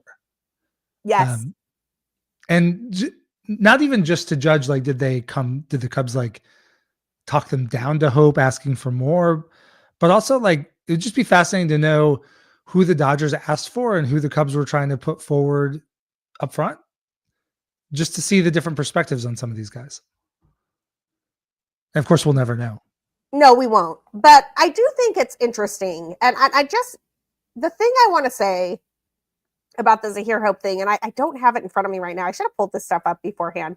I'm fairly certain that I was looking at a list. I don't remember if it was Baseball Prospectus or Baseball America. So my apologies to the great institution that has baseball in the name that I didn't. They're both great. Read them both. Read them both. One of them has Zahir Hope as the best prospect in the Dodger system. I think that's BP. But now I want you to think about this for a second. One of the best development and farm systems in baseball traded a guy who had no shot at playing time for them, but was a major league caliber player, to a team for their second and 17th best prospect. And the 17th best prospect there is now the number one prospect in the other team's org. I think it's a combo. I think that is an embarrassment. That is an embarrassment on every level. And now he's playing in spring training as a 20-year-old. Yeah. That's what happens when you're on the Juan Soto track, people. That's the Jackson Churro track. That's sorry, keep going. No, go ahead. I was going to say the one thing I would want to see on that is last offseason, the Dodgers also traded away a bunch of their best guys for Tyler Glasnow and several of those other deals. So I would want to see like who they gave up. Like, would Hope be there if they had kept some of those guys? But I mean, it doesn't change the fact of this. I think he would be. So let's look at the Tyler Glasnow trade for a second. I'm literally doing this on the fly, so I'm like, just bear with me. I remember they gave up a haul, but do not remember the specifics. Tyler Glasnow and Manuel Margot went to the Dodgers for Ryan Pepio, who was a major league caliber pitcher, but like a middle reliever, sometimes starter, who I like a lot, by the way, but like, kind of like a Hayden Wesneski type, better than Hayden Wesneski, but a Hayden Wesneski type, for Ryan Pepio and Johnny DeLuca. Johnny DeLuca is probably going to lose playing time in the Rays system to Christopher Morel. Okay. And that's not me being facetious. Like I truly believe the Rays would rather see what they have from Christopher Morel than Johnny DeLuca. They gave Johnny DeLuca a pretty good look last year. Morel is their attempt to recreate Randy Arozarena, like a 2020 guy in the corner who they didn't have to pay anything for. Who was the other trade you talked about? Tyler Glasnow. What was the other one? I'm trying to remember. They made two big ones last year, and this is great podcasting because I truly don't remember I don't remember the deal. The Dodgers just do stuff all the time. Yeah, but to your point, they develop well, so it doesn't matter. But that's a pretty good example of like the Dodgers and Rays didn't fleece each other into the like Johnny DeLuca was not going to be the best prospect in the Dodgers system. No, but either team could win that deal. I mean, with Tyler Glasnow's injury history, it's entirely possible that the Rays could win that deal because Glasnow doesn't deliver. Right. But on the other hand, Glasnow could be an ace, and also DeLuca could pan out and be great. Like that's the kind of trade you want to be. Who else the Dodgers traded for a season or two ago that could be similar? But I may be lumping in deadline deals too, but because they've made a bunch of those. But the points, the Dodgers have lost some guys, But like, look at some of the guys they lost and like where they're at. Like, didn't they trade? Like Keibert Ruiz was the headliner to the Nationals for the Turner deal. I believe so. Yeah. Okay. Well, and they just stole Mookie Betts, which I know you know entirely too much about. The Mookie Betts thing is like, I'm wearing my Red Sox shirt tonight. I was wearing Cubs gear earlier because obviously the Cubs played today. But when I saw the Canario news, I was like, no. I'm gonna rep the team that paid Alex Bregman rather than the team that I don't know what they're doing right now on this particular podcast. This is a deliberate decision. Don't worry, I'll still root for the Cubs when the Red Sox come to town in July. But that was Mookie Betts for Alex Verdugo, Wall, Jeter Downs, who is I think out of baseball. Like he's out of baseball now. Yeah, I think he retired last year. Kicked around the Red Sox organization. The Nationals gave him a tryout. He's basically out of baseball. And somebody I'm blanking on. That is what they got for Mookie.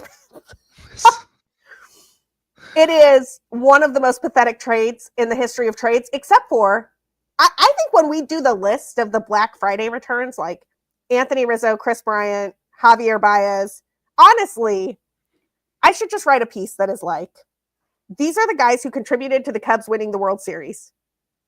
And here is what they have become. Yeah.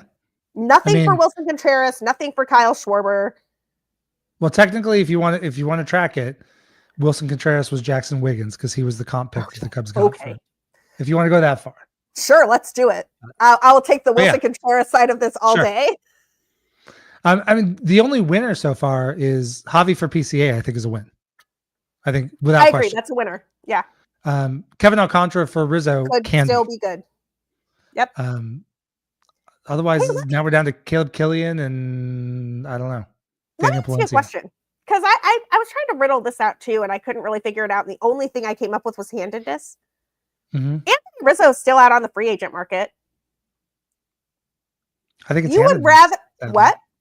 I think it is handedness. So you would rather spend $6 million on Justin Turner than bring back a Cubs legend? Yeah. Anthony Rizzo on the Cubs for a 1-year deal would pay for itself in April. 100%. Yeah. They have no soul. They have no ability to see beyond the numbers in their spreadsheets. And I think their spreadsheets are bad if their spreadsheets tell them Vidal Brujan is worth more than Alexander Canario. Yeah, that's one I can't get my head around. I mean, I thought about Rizzo coming back to the Cubs, talked about it with Jeff Ragauskas on his show a little bit earlier in the offseason. And other than he would be that legitimate backup to Bush. He could DH. So basically, if you have a corner injury or an outfield injury, you've got an easy DH fill in. I actually like Justin Turner, so I'll kind of set that aside. I do too. I like Justin Turner. But yeah, I mean, I would have no issue bringing Rizzo back. But now, like, the bench is so tight, you can't now. They box themselves out. And I like Justin Turner too. And I was actually very pro the Justin Turner move when I thought that the cut was going to be like Vidal Brujan. Right, exactly. Or there are about 3 pitchers they could probably cut too.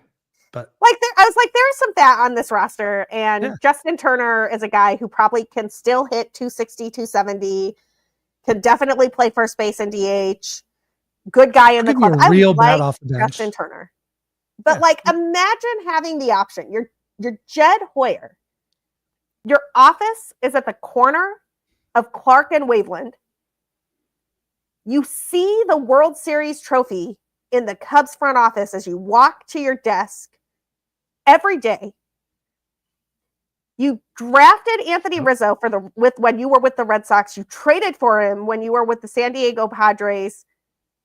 You traded for him again when you were with the Chicago Cubs. Truly Jed's guy.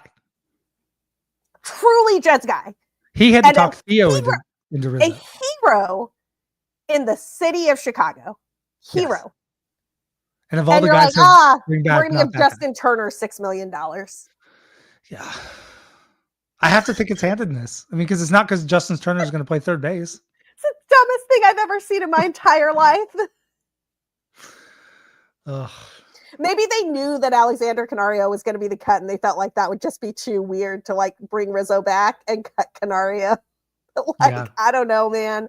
Or maybe Rizzo wanted 12 million instead of 6, and Papa Ricketts was like, absolutely not. We cannot afford a World Series hero that will sell $30 million in tickets just by living and being here instead of Justin Turner, who nobody in the city of Chicago cares about. I'm sorry. They think baseball players are widgets, and they're wrong. Yeah. Well, let's, I got one more topic I want to get to, but let's also preview that episode we were talking about. So last year on the Sun Ranto show, I was on, I think Michael was hosting and you and I were guests, or maybe you two were co-hosting and I came on. But you suggested on Cubs PS Plus that I should look at redoing the previous offseason. And I said, that sounds awesome. You have to come on and do it with me. And we did. And I think it was a really good episode. I do too. And so we also agreed we're going to do it for this offseason. So we'll go back to, I think I still have the original roster. If not, I'll have to recreate it. But where they stood at the end of the regular season with the 40-man and the payroll. Yep. And map it out. And basically the options we have are trade. I still find trades impossible. So I may decide to accept a couple that Jed did. Like I took the Bush trade last year. So did I.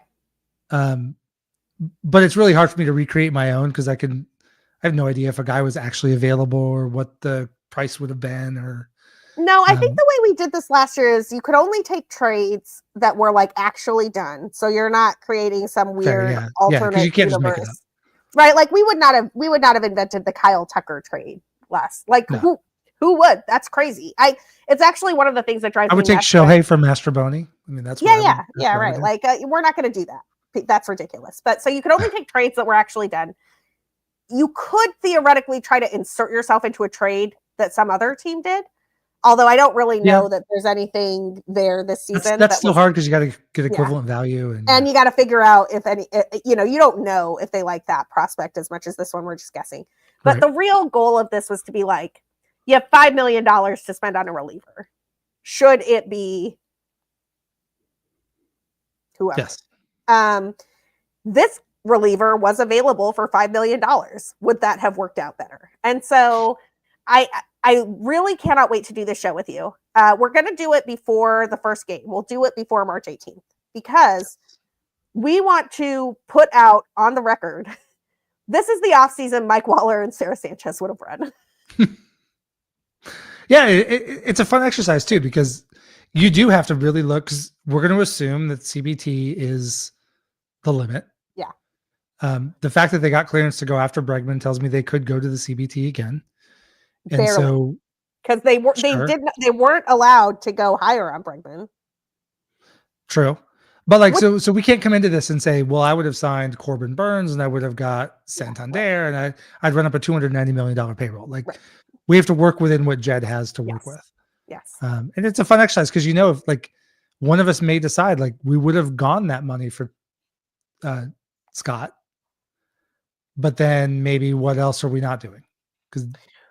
Well, Scott is super interesting too, because the Cubs actually offered him. Well, they offered him more actual money than the Dodgers did, but because of deferred money. And we're going to have to figure out what our rule is for deferred money, because my read of the stuff that I've seen come out of the front office this offseason is the Cubs will not do deferred money. I'm probably not going to touch it. And that is an interesting footnote, because the way the Red Sox were able to do the Bregman deal was deferred money. And the way the Dodgers were able to do the Scott deal was deferred money. And if the Cubs are refusing to play in that pool, whether because the team wants to sell someday or because owners just don't like it, or I don't know why, or a liquidity thing. Like, I don't think it's a liquidity thing. So I'm not trying to like put scaremongering out into the universe, but like, I'm just thinking of all the reasons you might not do deferred money. Yeah, there are 100 reasons why they might not do it. Yeah. Like that fundamentally limits who the Cubs can be in the current market. Mm-hmm. And players. So I wrote about this. I wrote a piece, I think it was called "You Should Be Mad About the Dodgers, but Not for the Reasons You Think." I read that. That was a good piece. Thank you. When everybody was like, there must be a salary cap. It's the only way. I'm like, a salary cap would not fix this. No. Just to be clear. Players known as both wanted in there. They both want the option. Deferred money is such a weird, perverse incentive for players because it literally tells a person, I will pay you into the future. Like, think about when you buy a lottery ticket, and if you were to win the lottery, which none of us will ever win the lottery, but you could, hashtag chance in the chat. Yes, I've not been plugging that enough. Hashtag chance. If you were to win the lottery, you can choose to get a lump sum that is a lower technical amount, or you can choose to get payouts of a different sum over years. But that's actually a better deal for the lottery system because one, you might die, and two, like the way money, the time value of money and everything works, right? And so players choose because if you're a multimillionaire, the difference between having $10 million and $20 million in your bank account in the short term is just not that big of a difference. But the difference between having $10 million in your bank account and a World Series ring, because the team could afford to sign another $10 million guy, is a very big incentive for the players. And what the owners get to do is take that money, invest it, cream the interest off the top for their own pockets. It's like what insurance companies do with all of us to make a profit. Mm-hmm. And if you have enough money that you can front that, right? Like you can front $1 billion into the future. Every person with $1 billion into the future would take that deal because the value of your money is going to go up and the player is actually going to get less. But the players care more about winning than they care about $7 million more when they already have $10 million. And so the incentives are all messed up. Yeah. That's fair. It's not true in all cases. And actually, because Juan Soto didn't want it. Well, why? Let me ask you, because I have thoughts on this. Why do you think Juan Soto wouldn't want it? I thought it was reported that he didn't. He didn't. And he did not take deferred money. But why? But like, I think there's a reason for this. Like, I think the Juan Sotos of the world are fundamentally different than the guys who are taking the deferred I think there's an ego play. I think it's wanting that I got that big contract. There's no deferred money. It is really $756 million.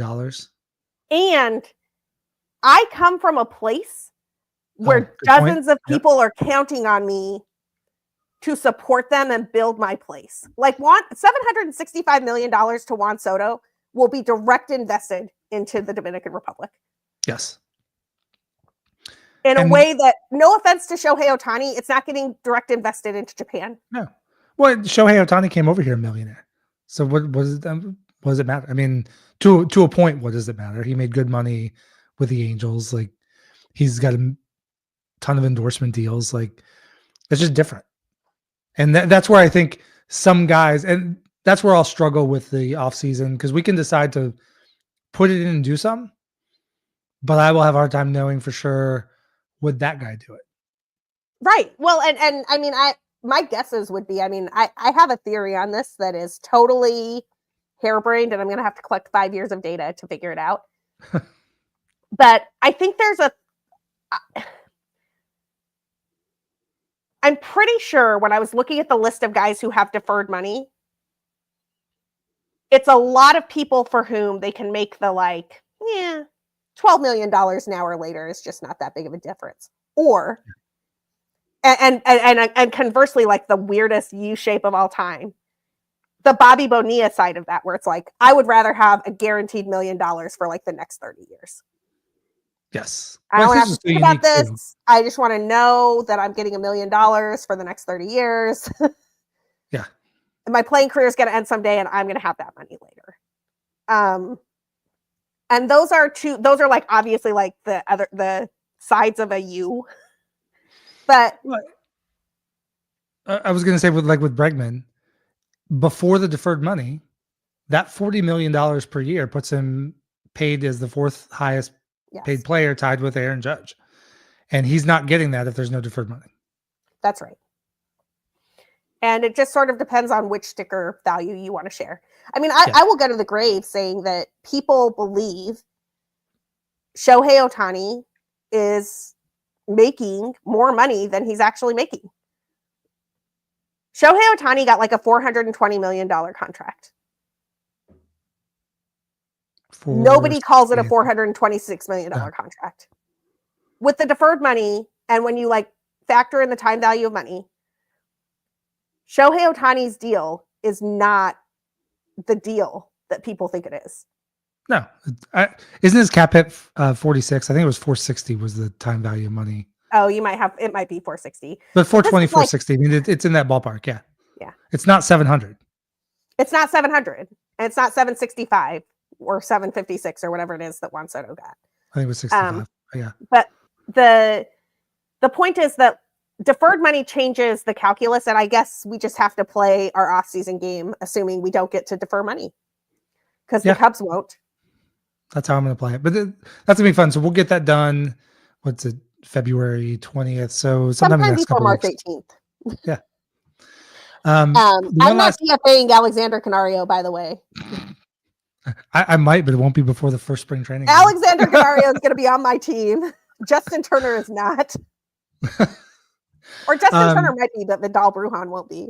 Yes, for sure. Let's go one more topic. So I think we saw the strangest opt-out today that I've ever seen. Oh, yeah, let's do it. So we had, and this was breaking not long before I jumped on the show. Yeah, it was like 4 hours ago, and this show goes for 3.5 hours. So MLB opted out of their contract with ESPN after the 2025 season. So Sunday Night Baseball, Baseball Tonight is going to be no more. Yeah. What do you think of this, Mike? I have mixed feelings. I have growing anti-ESPN feelings. And yet Baseball Tonight, Sunday Night Baseball have been a staple forever. So like, it was a big deal. Like I was kind of shocked when I saw it. I didn't, I think I'm going to miss it to an extent. I guess maybe that means more Sundays with Boog. So Cotton's not going to be happy, but yeah, I miss Seth Bowens already. It's just different. So I don't know. I guess we'll have to see what they replace it with. It's probably going to wind up being more separate apps.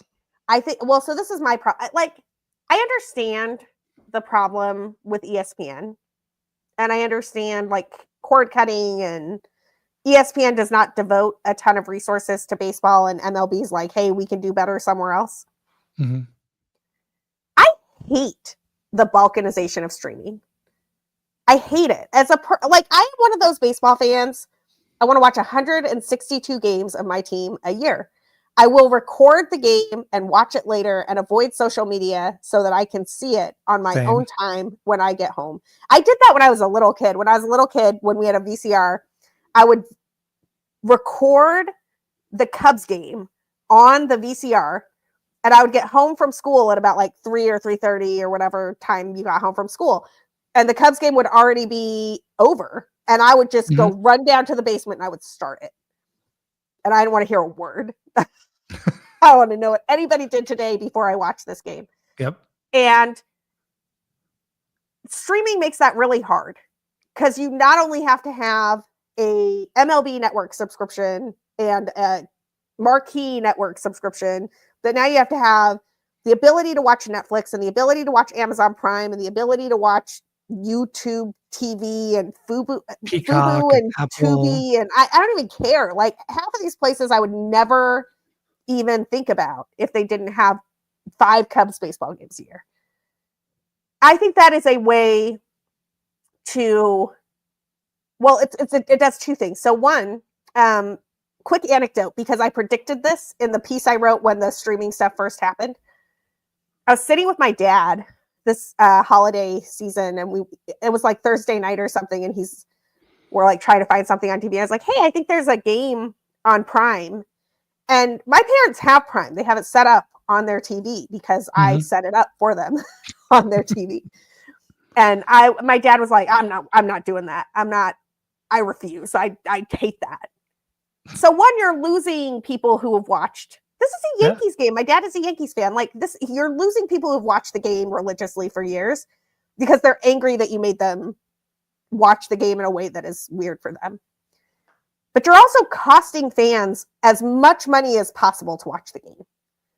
Because it used to be that you could have a cable subscription and watch the game. Or you could have a cable subscription and MLB subscription, you could get the games. Now it's like, I need your money for cable. I need your money for MLB. I need your money for Marquee. I need your money for Apple. I need your money for whatever else. It's price gouging and I hate it. I have the same feeling.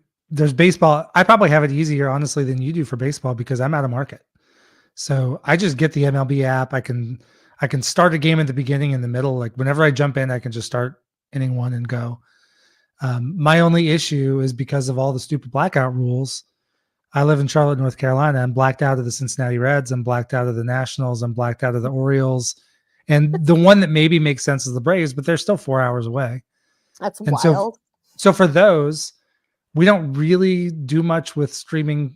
We're all streaming now, like no longer have a cable, but I keep DirecTV Stream just because I can get all those sports channels I need. So I can, all those times the Cubs play the Reds every year, I can watch those games and do Cubs Pod and all that. But I fight that with college football. I fight it with college basketball.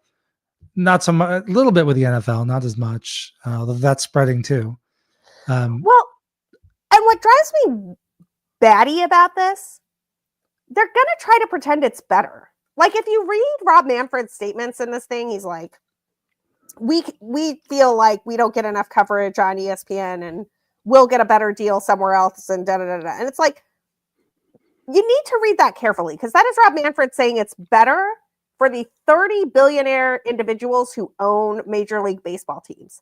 Not that it's better for the fans who want to watch their team play.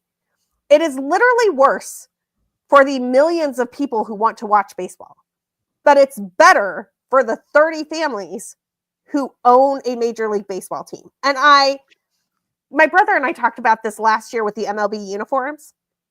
Because that truly to this day, I'm like, how dare you destroy the uniforms and then try to tell us it was an improvement? Like, how dare you? The emperor has no clothes. I'm not having it. The emperor has see-through clothes. And I can see, I can see reality, and reality has see-through pants. And I have never wanted to see that much of Matt Chapman in my life, and I never want to see it again. It is a thing in this society now where they keep telling us that they're fixing something or they're improving something, and it's literally getting worse for the vast majority of us, while a handful of people are pocketing some dollars.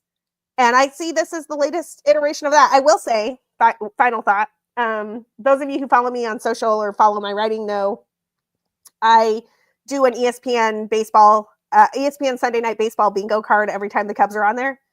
I will do that this year.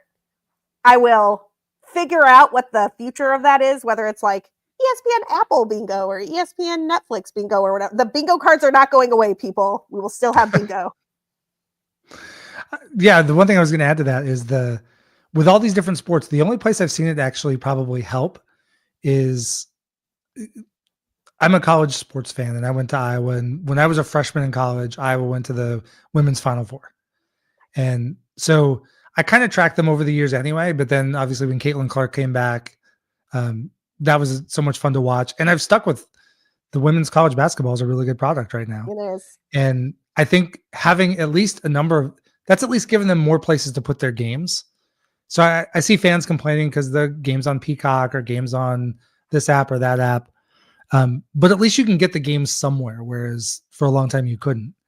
But that's not where baseball is, and that's not the market baseball should be playing in. I want to see them find some way to pull back as these contracts expire. Yes, I love that. Bless. For those on the listening audio only, Alexander Miller, the bingo will continue until the broadcasts improve. So they will go on forever. But I want to see them pull back all the blackouts and make it easy to find. I had a rant earlier this offseason. Like, baseball's a really damn hard game to find. Like, It is. I became a baseball fan, a Cubs fan, because WGN was on in my house. And I lived in Iowa. Like, I wasn't going to Cubs games. I didn't have it really on locally, but I was lucky enough to have cable. And every afternoon, Harry Carey was there in WGN. And it's locked in how many of us, because it was just there every day. No, that's the same reason I'm a Cubs fan. I grew up in rural Utah. There were no teams to watch when I was growing up except the Cubs on WGN or the Braves on TBS. Those were the two things you could watch all of the time. Or the one national game a week you'd get. Correct. Well, and ironically, the Sandberg game is the first game I remember watching. I was very little. I remember being at my parents' old house watching that game. And I was like, I'm cheering for the team that hits homers to keep this game going, and it stuck. And then my brother picked the Braves, so it became like this little sibling rivalry thing. In fairness to me, my brother went from being a Braves fan to a Yankees fan to a Mariners fan to a Braves fan again. He's all over the spectrum right now. He's a Yankees fan, so I feel like I got the much better end of this deal. He is a fair weather, ridiculous human. Being able to watch those games on WGN created millions of Cubs fans. It is the reason this franchise is in the same tier as the Red Sox and the Yankees and the Dodgers. And the fact that they're so willing to just forfeit that and not care about it, it's unbelievable. Yeah. Well, Will Stradamus is asking about the Red Sox hoodie, so he clearly just turned in. I'm very upset about the Alexander Canario situation. And so I am wearing a Red Sox. I was wearing Cubs gear earlier, to be clear, because it's Cubs Day, but yeah, I'm a little annoyed. So Red Sox hoodie. Yeah, I mean, I kind of have to wonder. I saw some tweets about it this week. I retweeted somebody, and I'm not even going to try to remember because I'll get it wrong. But, we have our beefs with Jed. We have our beefs with Tom over what they spend. But no matter how and I do believe they intentionally break up the businesses so the Cubs only have access to so much of the cash. But also, why doesn't the Cubs baseball ops make more money? And they do. This is a nonsense. I mean, we'll never see the books. No, but we'll never see the books. But so many things. Like, why wasn't Marquee rolled out better? Why don't they do a better job marketing to the fans? There's so many ways they come up short. Well, Marquee's a really interesting question. I hope somebody does write a book on this someday. It's not going to be me because I don't know enough about broadcast rights or whatever, but I was around when all of that was going on. And it's like the Cubs had a plan to develop their own network, and they were 5 years too late. Mm-hmm. You do that exact plan 5 years earlier instead of in a pandemic and right around the time of cord cutting. And this team is the Dodgers. It's the Yankees with the Yes Network. And even if you set, because they couldn't have seen COVID coming, so I'll grant that, but they were still late. They should have been 3 years earlier. Imagine if in 2014 the Cubs launch Marquee, and then we get the 2015 and 2016 Cubs, or flip it, maybe even right after the championship, 2017, 2018, they launch it. Does that bring you still got all the young stars? You've still got. It's a 95 win team in 2018. Does that create the revenue difference that maybe they do go sign Bryce Harper? Maybe they do go get some of these guys. I think it absolutely does. And I think that Marquee has not worked out the way they wanted it to, but that was mostly a timing issue. And it was obviously nobody could have foreseen a pandemic. So sure. I get that. It was a little self-inflicted. I think that when Tom is talking about things like breaking even. Oh God, he should never speak. My life would be so much better if he never spoke out loud. Yeah, Tom and Jed, man, both of them need to, can we get you a comms professional to tell you what to say and what not to say? But when he's talking about breaking even, I think one of two things is going on. It could be what you were saying earlier about the sort of, they very specifically account for things in a way so that the team breaks even, but all these other things are making money. I also think it could be something else, though. I live in the neighborhood. I walk around here all the time. I think that one of the things the Ricketts thought would happen that hasn't happened to the degree they anticipated, they thought they could build up this neighborhood and turn it into a year-round profit-driving enterprise. And Chicago in December and January and February is cold, and people don't walk around outside after dark that much to just for the fun of it. And given their option to go down to Brickhouse Tavern or Mordecai or Big Star or try to think the DraftKings Sportsbook or stay in their house and be warm. Most people choose to stay in their house and be warm. That is true for most of the business establishments in the Wrigleyville area. That's why a lot of those places have seasonal surges in employment. It's like they hire for a baseball season, and then they're kind of like, I don't know, they're closed down by 9:30, 10 o'clock on a Thursday because like nobody's going to come in, and what is the point? I don't think they anticipated that. I think they thought they could, if you build it, they will come type of thing, and they didn't realize that people were not going to go up. Like the residents of Lakeview were not craving 15 sports bars to watch basketball and football by a ballpark. Well, they've done some, getting the Northwestern games over there gives them some extra traffic, and the Christmas market and the NHL game. But like those are just limited period draws. Like they come in for a while and then they go. I mean, this is a true story. And admittedly, it's a couple years ago, so it could have been pandemic related, but like, I think it's worth sharing. Friend of the show, friend of mine, Ken Schultz, who I go to a lot of Cubs games with every year in the playoffs. We try to find a place to watch the playoffs, to watch the World Series. And our only requirements are, we want it to be a place that serves food. So not just drinks. And we want them to turn the sound on for the baseball game. You would think this is not a hard sell in Wrigleyville. No. It's actually a hard thing to find. What are we doing? The last 2 years, the place we've gone for like the opening of the World Series to get to watch that game, no joke, is the DraftKings Sportsbook. Even though neither of us gamble, because it was the only place we could go that we were guaranteed the game would be on and the sound would be on. And one of those nights, we had to fight with some like basketball bros or something. It might have been football. It might have been something. I don't remember. But like there was some other sport on, and there was a war about which sound was going to be on, whether it was the World Series or whether it was whatever the other sport was. Literally inches from Wrigley Field. So, that's insane. Like we were at the Cubby Bear a few years ago trying to watch a World Series game that was not a Cubs game. There were like 3 people in the place. And the guy's like, how long are you all going to stay? Because we're the only reason he can't go. And so I just think that with the exception of some well-established spots in the neighborhood, Murphy's never going to die. Murphy's is going to do fine. Yeah. It's fine. Bernie's never going to die. Totally fine. Nisei, excellent. Doesn't have food, but totally fine. Go to Nisei, by the way. Nisei always has the same on. But it just can't sustain 15 bars when it's negative 12 degrees outside. And the only reason to go out is to go get hammered with your friends and watch a baseball game. And so they are figuring that out. They're figuring that out with one of the worst Cubs teams possible. Yes. Because they're figuring it out in the 2020, 2021, 2022, like nadir of the World Series. And they're kind of like, I don't know, man, maybe we should cut and run. I think they're making money, to be clear.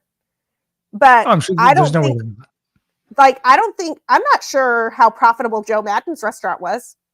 And I'm not sure how profitable the Small Cheval that's there right now is from November to March. I know it's profitable from April to October. They probably make enough during the baseball season to make the year profitable. But to your point, yeah, I'm sure they're losing money those other months. But there's a lot of businesses that have cycled in and out of those retail spaces. Like there used to be a Starbucks Reserve that lasted a year. And there's not a Starbucks in that complex anymore. There's a Starbucks across the street that's a pickup location that I don't think is in a Ricketts owned building. And there's one 3 blocks away. And people are like, yes, Joe Madden had a restaurant. Joe Madden had a restaurant at the corner of Clark and Waveland. It was great. It lasted like 6 months. The pandemic killed it. But the Starbucks Reserve became a Foxtrot, and we all know that Foxtrot went bankrupt. That has been sitting empty since Foxtrot went bankrupt. The Joe Madden's restaurant became Small Cheval. That's where it was. Okay.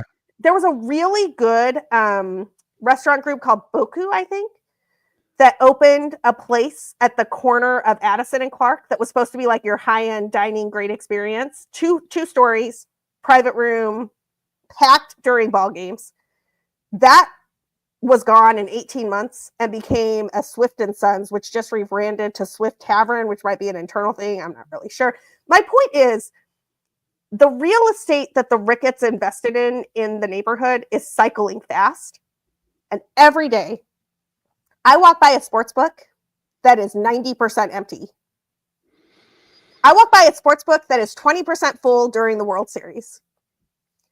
How was it during college football season? It depends on when you're going. So Okay. I would assume that's the busiest time. If you go to the sports book after a Cubs day game during the college football season, there's a line out the door. You can't get in. There's no seats, standing room only. That makes sense. But if you go because you want to watch the Notre Dame game on Saturday in late November, early December, easy. Okay. It'll be like 40% full. And so I just think that there was a miscalculation on how the revenue was going to work there. And I also think that some of that was thwarted by the city, and I'm sure the Ricketts are upset about it. Because there's all sorts of rules about when they can open when they can open the Gallagher Way area for special events and things, because that will get packed. Like if you put a women's World Cup game on the big screen at Gallagher Way, or you put a men's World Cup game on the big screen at Gallagher Way, or you open a market on that for a day, people will come. But they can only do that so many days a year. They have like restrictions on how often they can do that. And so they can't drive traffic to the area the way they need to fill the places that they have sold. Well, one of my big objections has come when they started some of these building projects. I was like, I mean, I don't live there, so I don't have to deal with all the bullshit that comes with living there and having rents raised and all the stuff like you and Danny have gone through, and Danny's going through right now with his eviction. But I was kind of pro it because, hey, if Cubs ownership is making a lot more money, that's theoretically more money available for the team, and that's just not how they've played it out. There are clearly walls built in, whether it's this corporation here and this one over there, which I'm sure there's some of, or how they're divvying it out. Clearly, Tom is not breaking even and whatever, but it also at the same time, like, we have to live in the reality. We can complain about wanting Jed fired, maybe enough fan uproar gets a Pobo fired. Can't really do anything about the owner.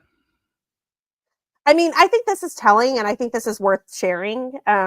And Will, I do have that bourbon, that Dawson bourbon. I'm not opening it. I haven't opened it. I won't. I decided I can't open it. But we have drank other bourbon and liked it a lot. And it has a treasured place on my World Series Cubs wall of things, right next to my unopened box of Rizzo's, which was the cereal that was branded for Anthony Rizzo during the 2016 World Series run. I'm such a nerd. But Will says that the sports book is what he's talking about here was empty last year in April and September before the games and after.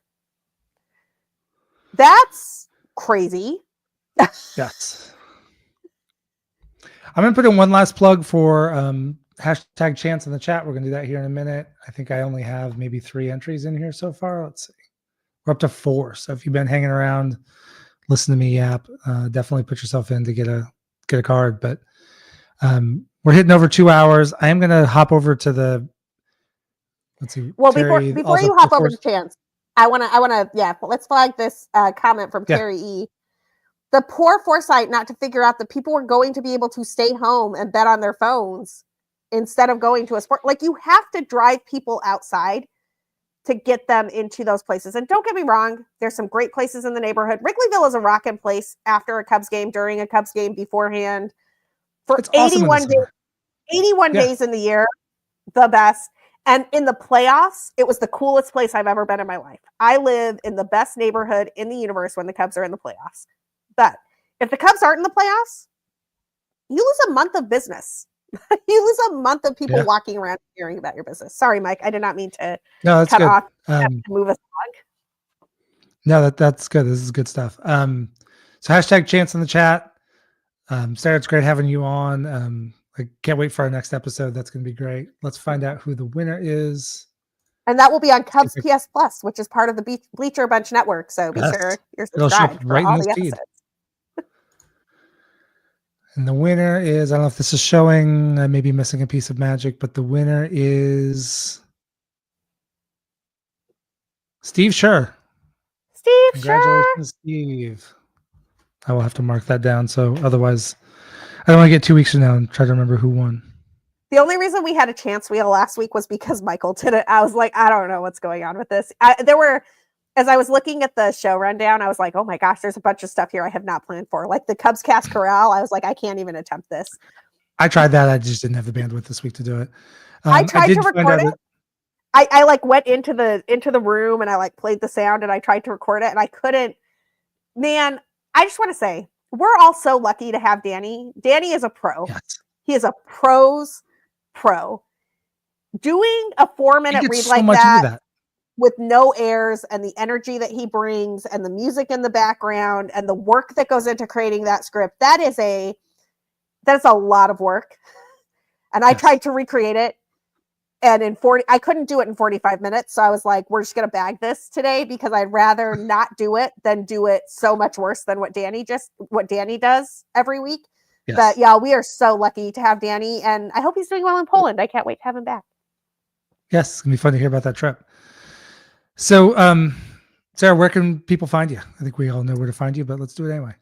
Yeah, I actually need to update my thing here because I'm going to be hanging out on Blue Sky most of the time now. And Blue Sky does not allow underscores. I am at BCB Sarah on Blue Sky. Come chat with me about baseball there. On every other social media site, which most of them are hell now, so that's why I'm not going to be there as much anymore. I am at BCB Sarah, but I'm not deleting the accounts just yet. I'm just kind of moving away from them. You can find my writing at bleedcubbyblue.com. I'm actually going to crank out a piece that I was in process on for BCB After Dark tonight. It should post right around midnight or shortly thereafter. And then if you're a fantasy baseball type, it is fantasy baseball draft season. You can find my writing about that. I'm covering the NL Central over at Baseball HQ. So all over the place. Excellent. Well, I'm going to hop over to the Discord for a little bit. I'm probably not going to stay on too long, but we'll go over if anybody wants to join. Sarah, you're welcome to join us. And I don't know what the sign off is for this show, but go Cubs. We got to win today. So little go Cubs go today. The Dodgers. We just won the World Series, people. That's it. Baseball is back, baby. Let's go. All right. And before I went to silence, I should have had the exit music line. Yeah, you're good. It's fine. Everybody knows that we're just like dying without Danny. They're fine. We will do the Ballad of John Baker. So let's see everybody. Hop over to the Discord if you want. Congratulations, Steve. Thank you, Sarah. And thanks to Evan for joining in the first half. Alexander Canario forever. Absolutely.